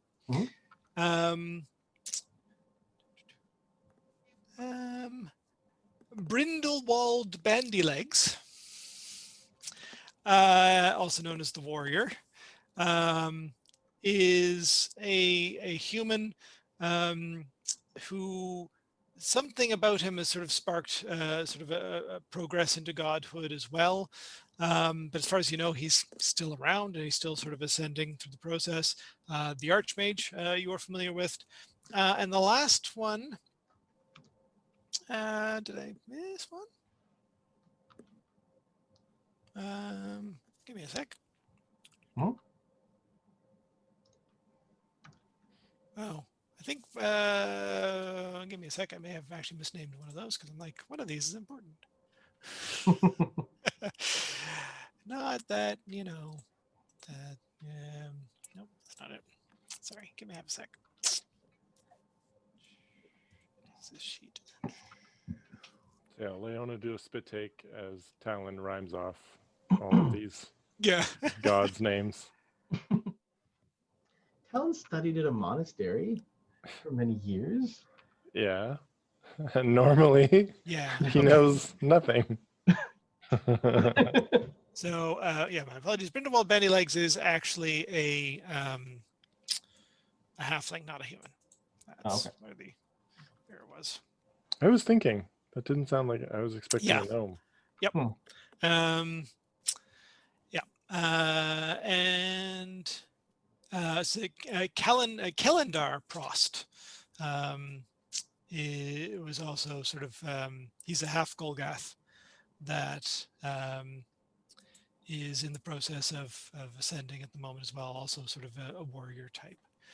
So yeah, you sort of list these off, and like these are some of the known gods that are currently ascending to godhood, and there may have been another one that was sort of younger than that and not really known, but if so, we wouldn't really know who they were to know who they were.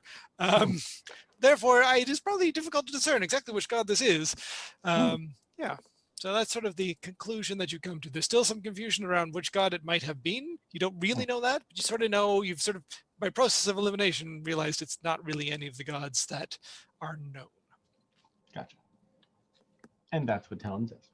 Yeah. So it's undoubtedly an unchronicled god. Yeah. All right. Which, yes, that amazing deduction has thoroughly stunned Leon into spitting out all of her water. Nice. Makes Talon feel good, although he doesn't show it. That is some excellent deduction. Yes, that makes complete sense. Although we are possibly in the one place where people might know about this deity. Well, That is a valid point. couldn't we just ask Torok?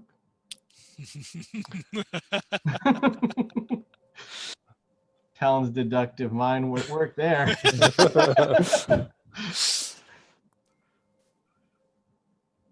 Torok is more inclined towards talking. Yes, I think that's a good plan. Why don't you ask him?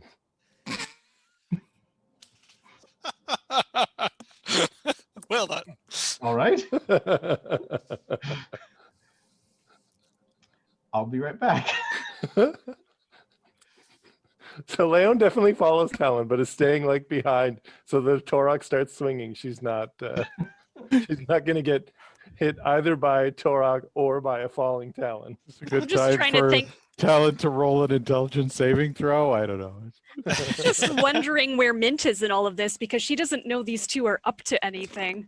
Oh no, and we're Mint. speaking in Elvish too. I don't know if you understand that. Yeah, I don't think Mint is anywhere near Torok or anybody right now. She's probably just making sure that the guards are on guard.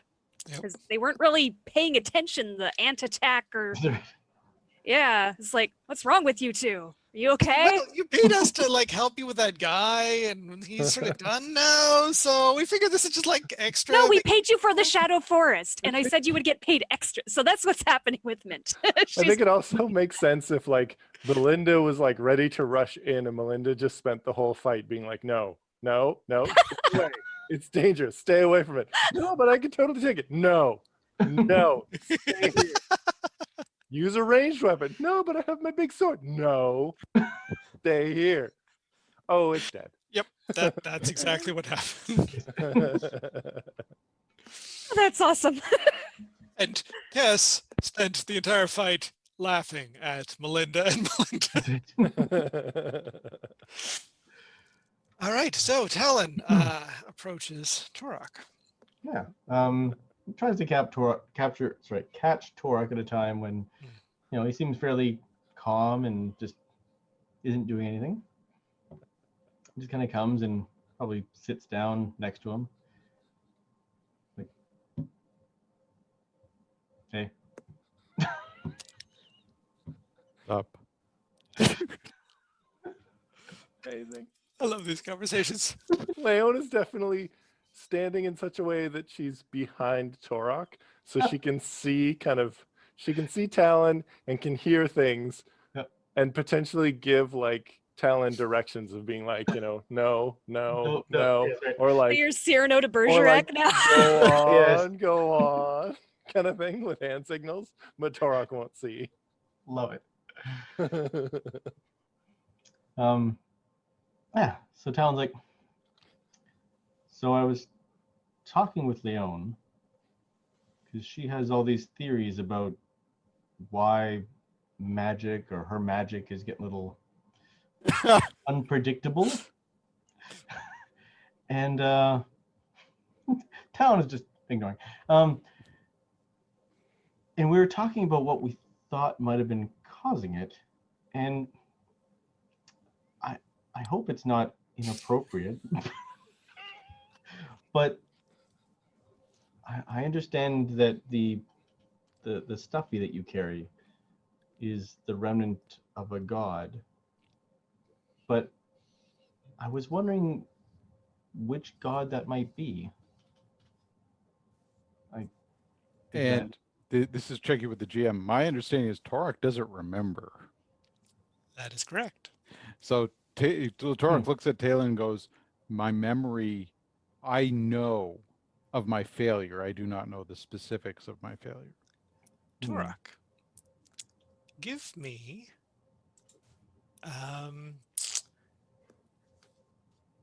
wisdom saving throw. Since you're thinking about this. Since Talon is getting you to reminisce about your failures. Oh, jeez. Oh.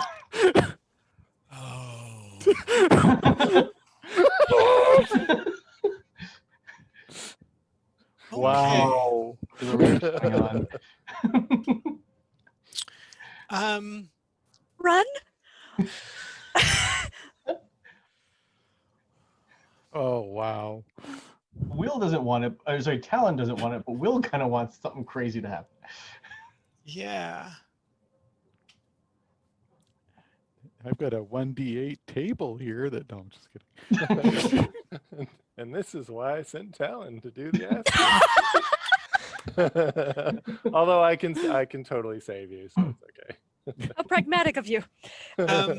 So, Talon, as you ask this, and as you see Tor sort of think about it a little bit, a couple things happen. Number one, both Torok and the Stuffy seem to start crackling with lightning. And you very specifically see it sort of originated from the Stuffy to sort of encompass both of them.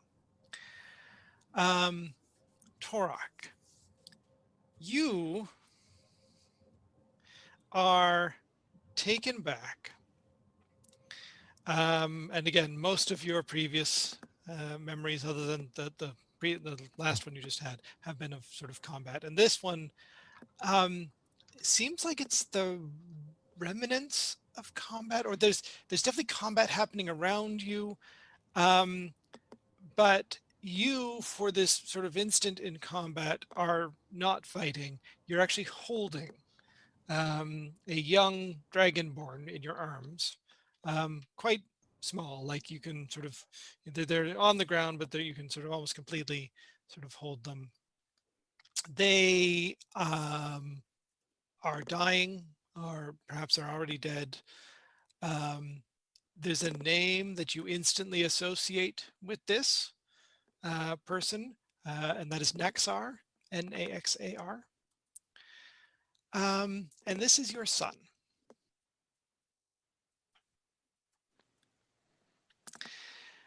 And it's the reason why you went here. The reason why you focused on this is because your son is clutching this Stuffy. And you feel sort of from this memory, this sort of massive anger and rage sort of bubble up within you as you sort of, leave your son's dead form, you clutch the Stuffy, and you turn to face somebody, but that's about when the vision cuts off. Talon, back to you. So Torok, again, sort of encased in lightning, stands up, grabs his axe, and just for fun, Torok, roll a d8. One of your rages is going to go off.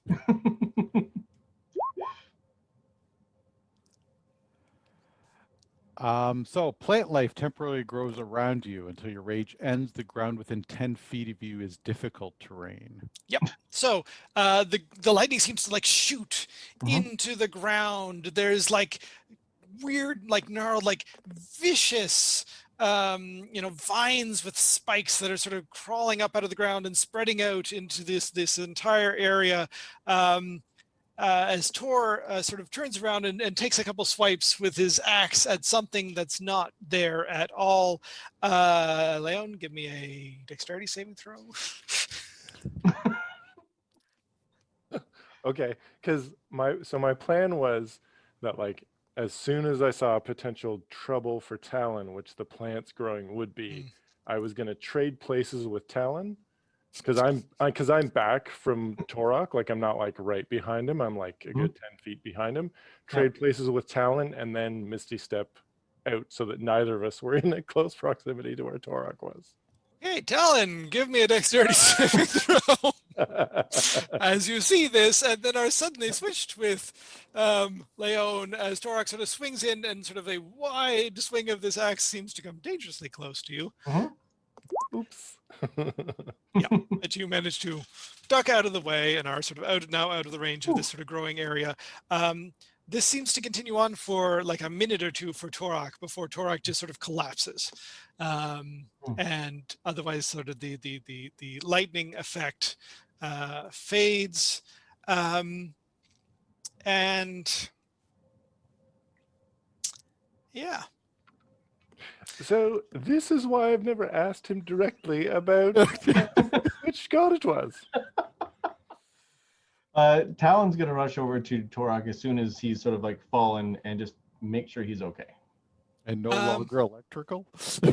Yeah, he's no longer electrical. Like you probably get like a shock, but just like a minor one when you touch Torok. You know, but other than that, he seems fine. He doesn't seem to have been affected by the shocks around him. He just seems exhausted and otherwise sort of unconscious for the moment. For game purposes, Torok, you have a level of exhaustion, but you are otherwise have been knocked out by the intensity of this vision and the sort of memory that went with it. Actually, I'm going to give you one little additional piece of information, Torok. So it sort of comes in bits and pieces. You sort of, you turned and there was something there and it was a big form, but then it sort of moved. And there's a knowing that comes with you that your son was killed by giant bugs. And in the distance, you can see a figure that's sort of standing on a bit of a sort of a hill that seems, it's a humanoid and seems to be almost controlling or commanding this sort of massive swarm of bugs that are around you. And it even has sort of a helmet that it gives it sort of this bug-like face. You can't actually see their face and what they look like. I will give you that much. And then you are otherwise incapacitated for the rest of the night. Oy. While he's sort of regaining consciousness, Talon will say very softly that he's sorry. That's what you get for asking about people's backstories. Sorry. Okay. So that was pretty much the most eventful thing that happened that night. The next day, again, is relatively uneventful. You're traversing more of these sort of rocky terrains. You're coming into, probably late in the day, you start to come into a bit of a fairly significant valley. And Mint, you know that sort of on the other side of this valley is where your home is. And you can make camp for the night. Mint, you're still probably a good like half a day away. But again, if you're not going to be doing anything that night, I'll sort of progress to the next morning. Torok, so just to rewind a little bit, you did wake up that morning. Your level of exhaustion was gone because you did get a long rest. But yeah, you're sort of just tingling with this memory, and you remembered it the next day. And there's something in this. You know that there's more that is around this, but you're perhaps beginning to understand why you might have forgotten some of this.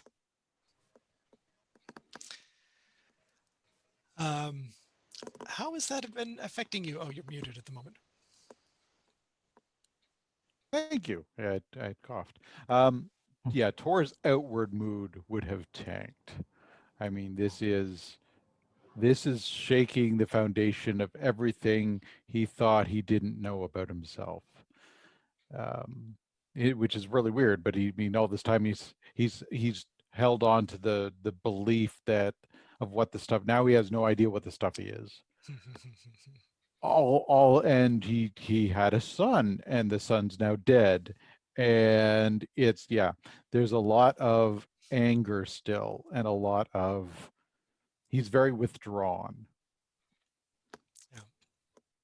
So we had talkie Torok and now non-talkie sad Torok, and we don't know what Torok's gone through. You actually you can sense you have borderline on constant rage Torok. Oh, that's not good. This everything up till now, Torok has been very much not a barbarian. He has been what he has aspired to be. This is barbarian Torok. This is fully embracing that. Yep. Talon did it.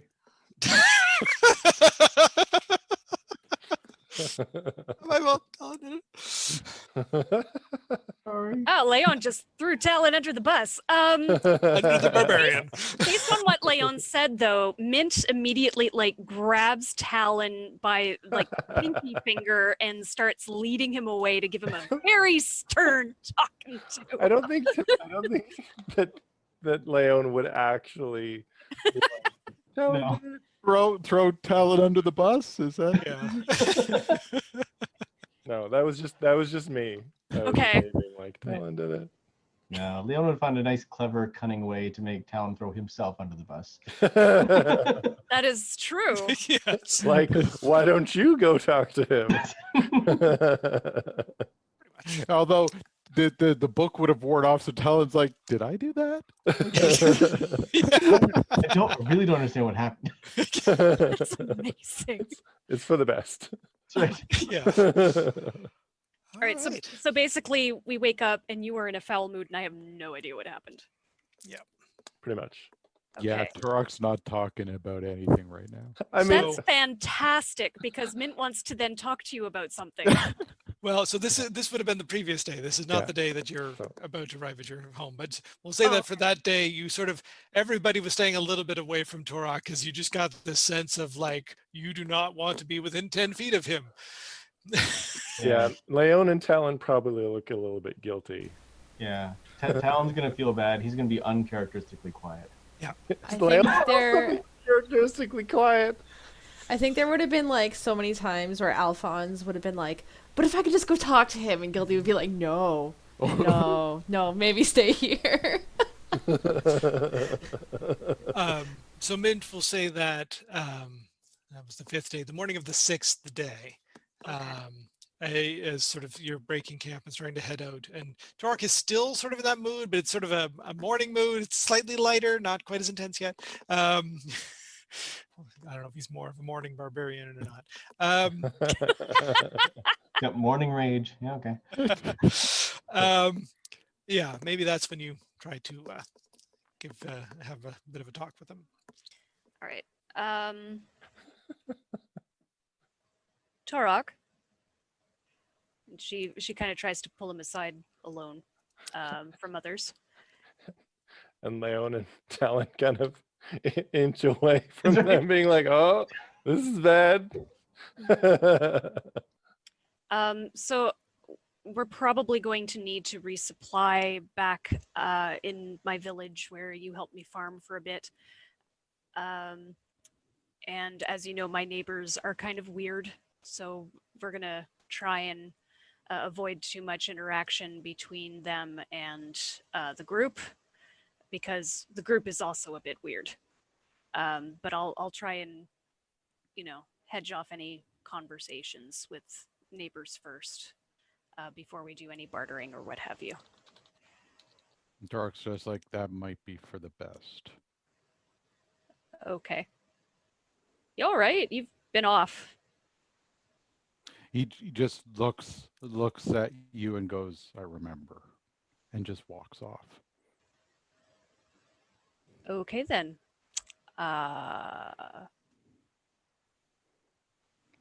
Well, remember what?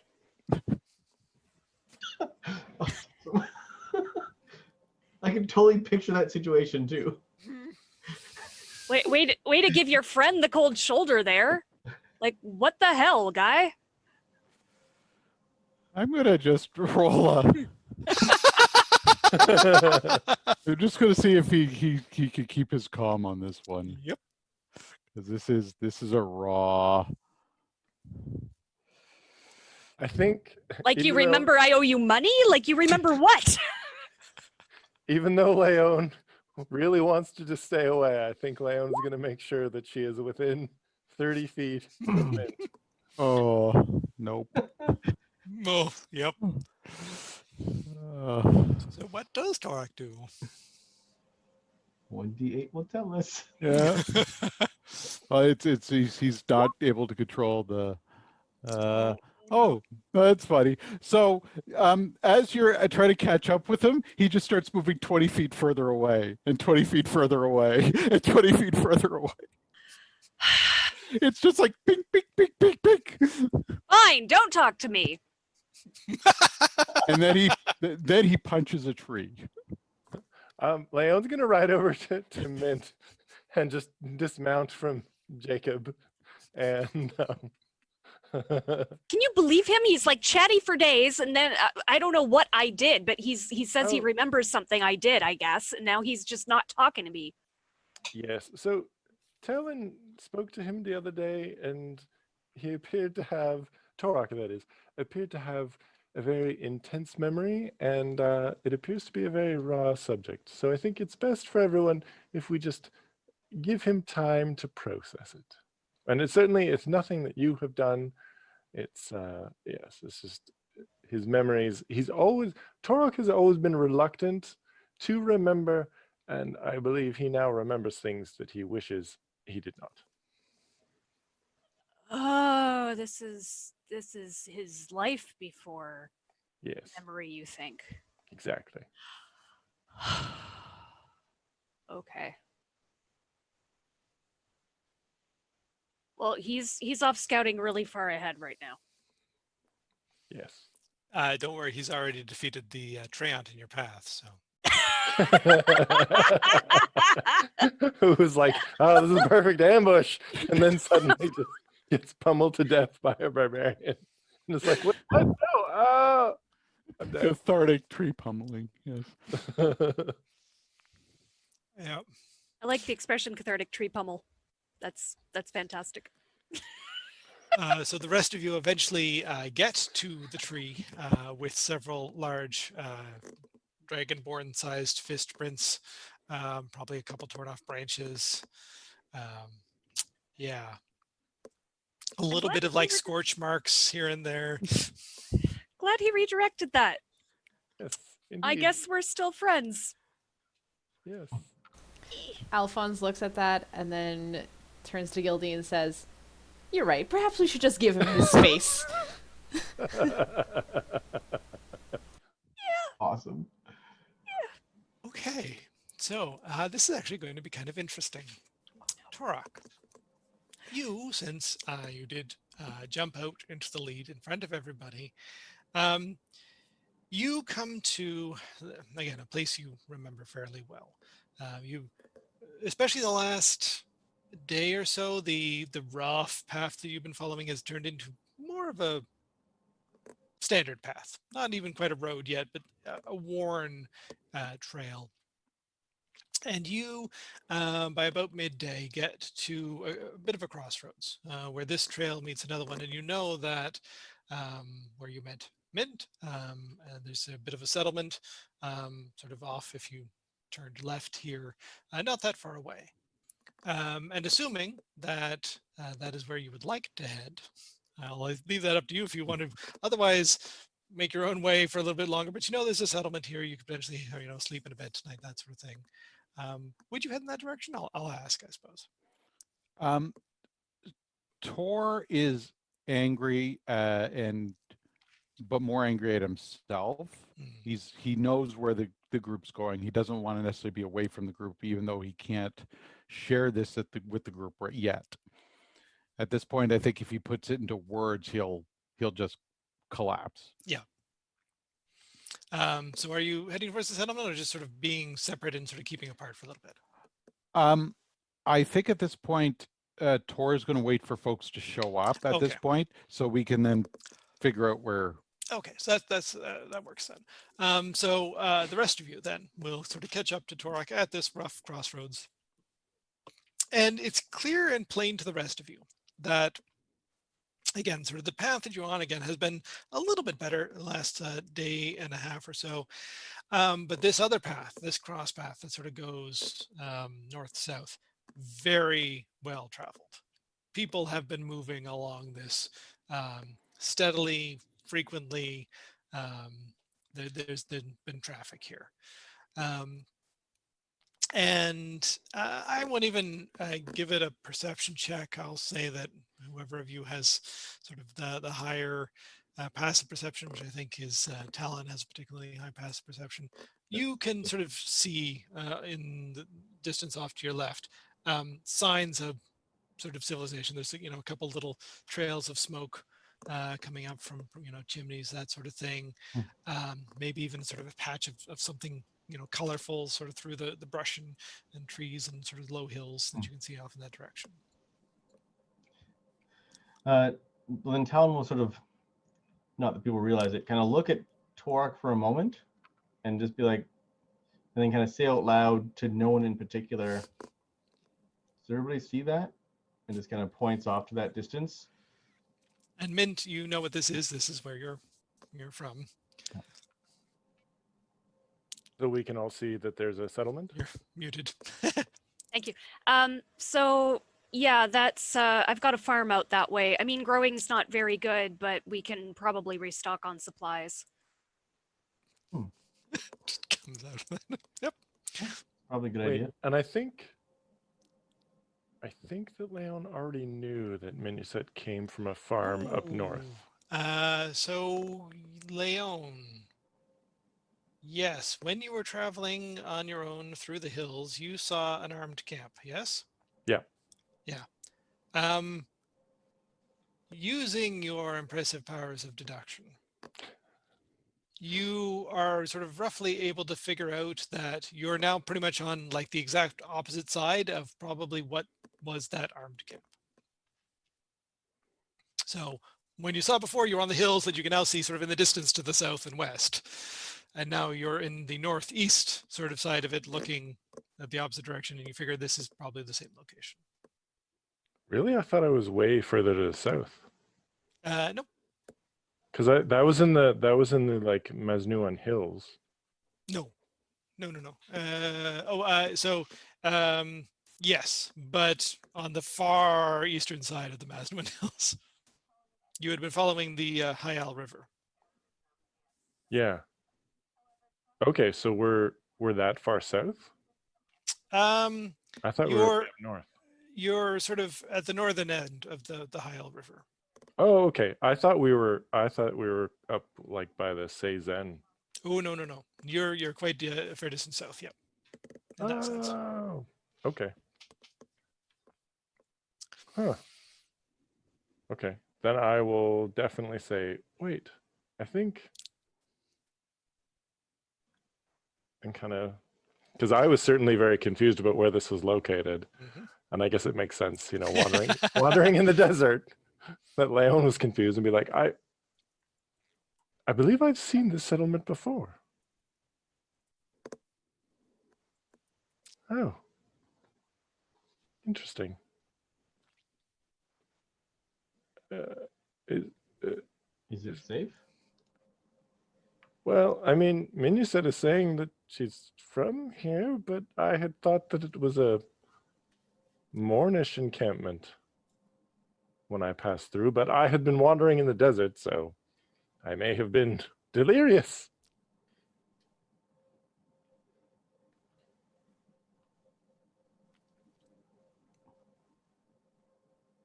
Okay.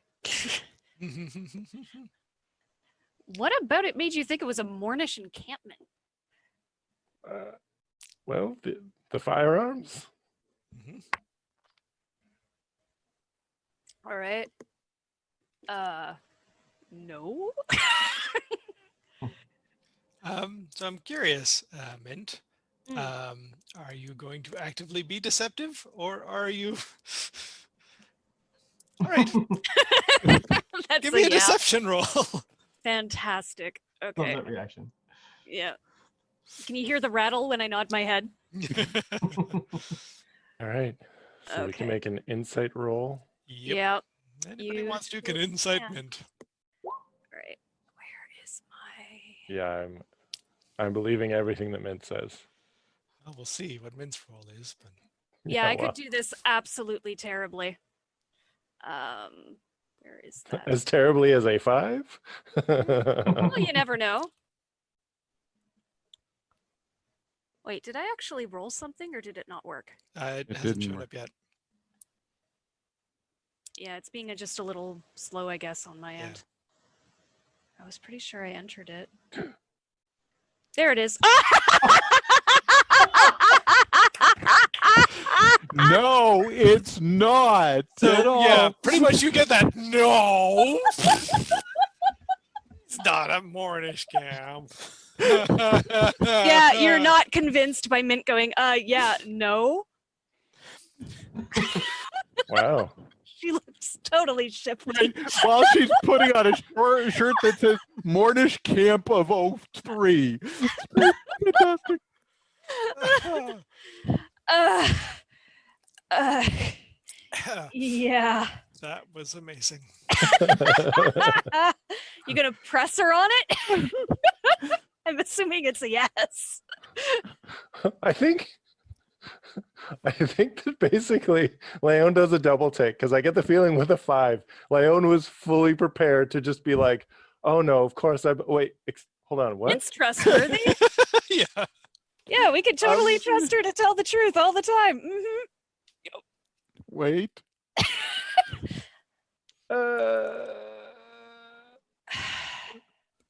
All right, I can't lie to you guys. We've been traveling too long, but if I tell you this, oh shit, I'm just in trouble no matter what. Okay. My village isn't so much a village. We're all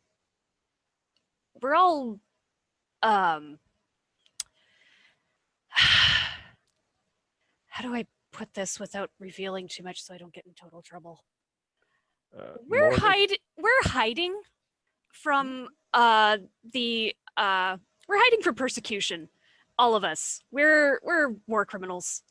In that there was like, yeah, I don't want to get into details, but we're the good guys, really. Really we are. I know this sounds so terrible. So, Jeez.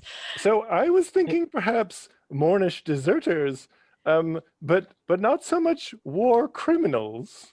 Deserters is a good term for it too, because they really don't make that distinction when you attempt this kind of crime. Right. So is it deserters or is it war criminals? Given your previous insight rolls, Leon, you are justified in being completely confused. Alan, you definitely get a sense of she's trying to represent things not doing particularly well in like I rolled a 2, so I'm really throwing things out there. That she believes what they did was right, but it's clear that it they are now either potentially on the run or deserters or something like that. Gildy probably sort of have the same impression. Alphonse is just sort of a little sort of uncertain as to what's going on here. Yeah. How does that hit people? I was concerned going back to my farm with a large group of people, Torok included, who had been helping me on the farm, that they might think that I was sent out for recruiting, that they might think that you were all new recruits. And I don't want them to think that, because I've never even brought it up with you guys. And I know that it is absolutely of zero interest to Gildy and Alphonse to even have brought it up. So I never did. And we've been adventuring for a while, and I just, a lie by omission, still a lie. And I'm really sorry. I was going to just go on ahead to the village and just explain to them that we're just passing through. We're on another mission. I'm still working on recruitment, and you guys have nothing to do or don't know anything about us. So yeah. So recruiting individuals for what exactly? Basically to bolster our numbers again, because we suffered a terrible defeat. And of course, in times of war, the victors get to paint the losers any way that they feel like. And I an love how attempt. she wasn't mentioned the one thing that would actually make this. Oh, this is amazing. That she's So- not mentioned. So bolster your numbers for what?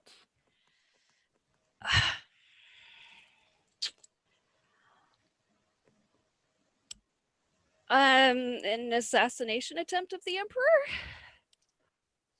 There it is. We are the 17th Cavaliers. Fusiliers. Fusiliers, sorry.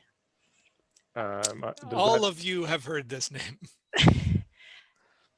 Mint opens up a small pouch, and she presents her, I guess it's like a pistol.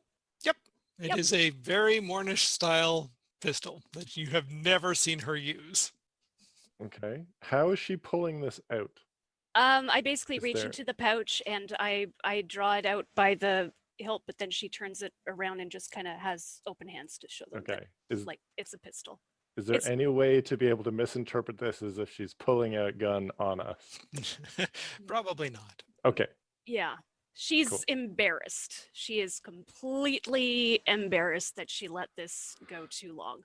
So what do we know about these 17th 17th Fusiliers? Fusiliers. About almost 3 years ago now.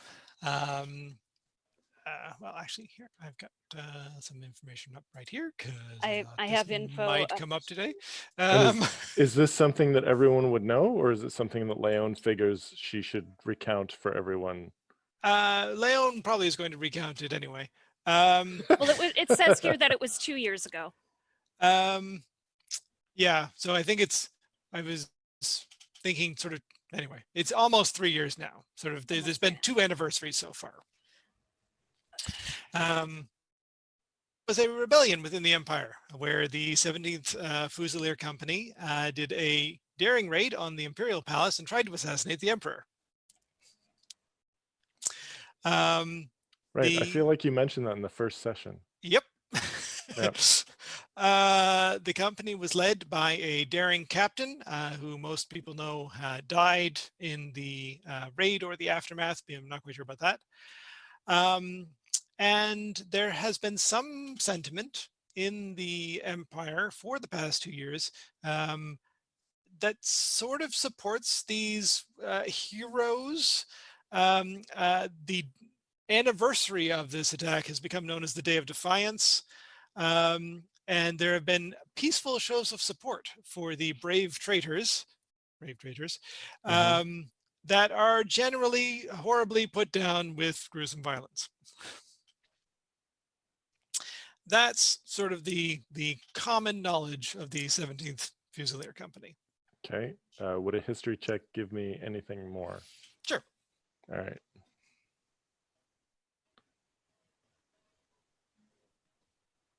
And I imagine it would require Mornish Empire, knowledge about the Mornish Empire specifically to get advantage, and that none of my location No. stuff will, okay.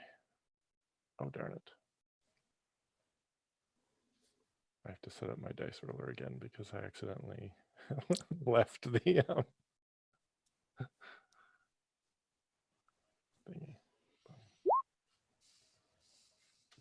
Nothing. Too shocked. That would get you, you remember the name of the captain who sort of led this daring raid. Her name was Voral Randath. All right. So then I will definitely recount that to everyone. Yeah.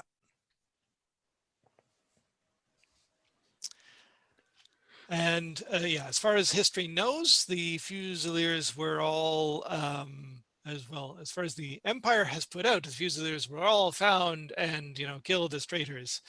But yes, you are apparently finding out that some of them survived and have made a camp out here in Flern.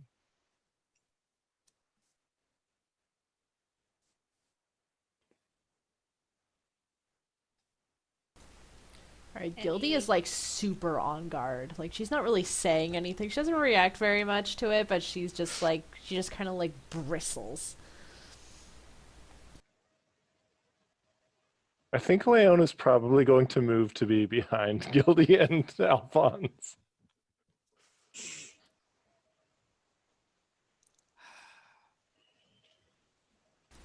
Yes, those excellent Torak's halfling guard. Stronger than Leon, and Leon takes that hill giant formula. Tor's still just angry at everything. But at this point, he walks up behind Mint and just puts a hand on her shoulder. Yeah, you knew most of this. So. Oh. So is it unsafe for us to go? No. I mean, there's still the possibility of going in there quickly, just getting resupplied and moving on. Who is at your farm now? Some of my neighbors are watching the crops for me while I was away. When both myself and Torok were there, we were farming it together. But again, stuff doesn't really grow well here, and they also like living here is meager. I was thinking about just dropping off some funds anyway, but yeah. We can just be quickly in and quickly out. We don't even have to camp in the village if you don't feel comfortable. It would be a decent place to resupply.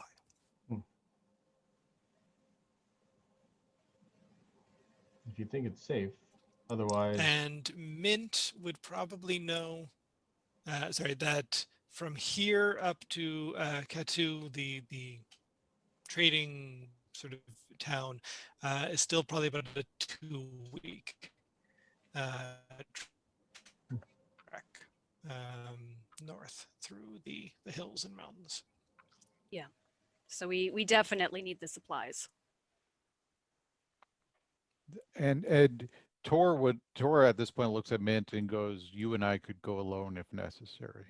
That's actually honestly what I was thinking. We could just go in, get the supplies we need, come back out. That's what Tom was going to say too. Mm-hmm. I wish to accompany you. I have no objections to that. And Tor just nods. Okay. So assuming that the rest of you perhaps start to set up a camp or otherwise stay at this or near this crossroads, Mint and Torok and Leon will head south. And the three of you can give me a perception check. And before they go, I say we keep one of these stones that we talked about earlier, and at least one of them has one like of the it. stones. Yep. So the stones of recall. One's with them, one's with, yeah.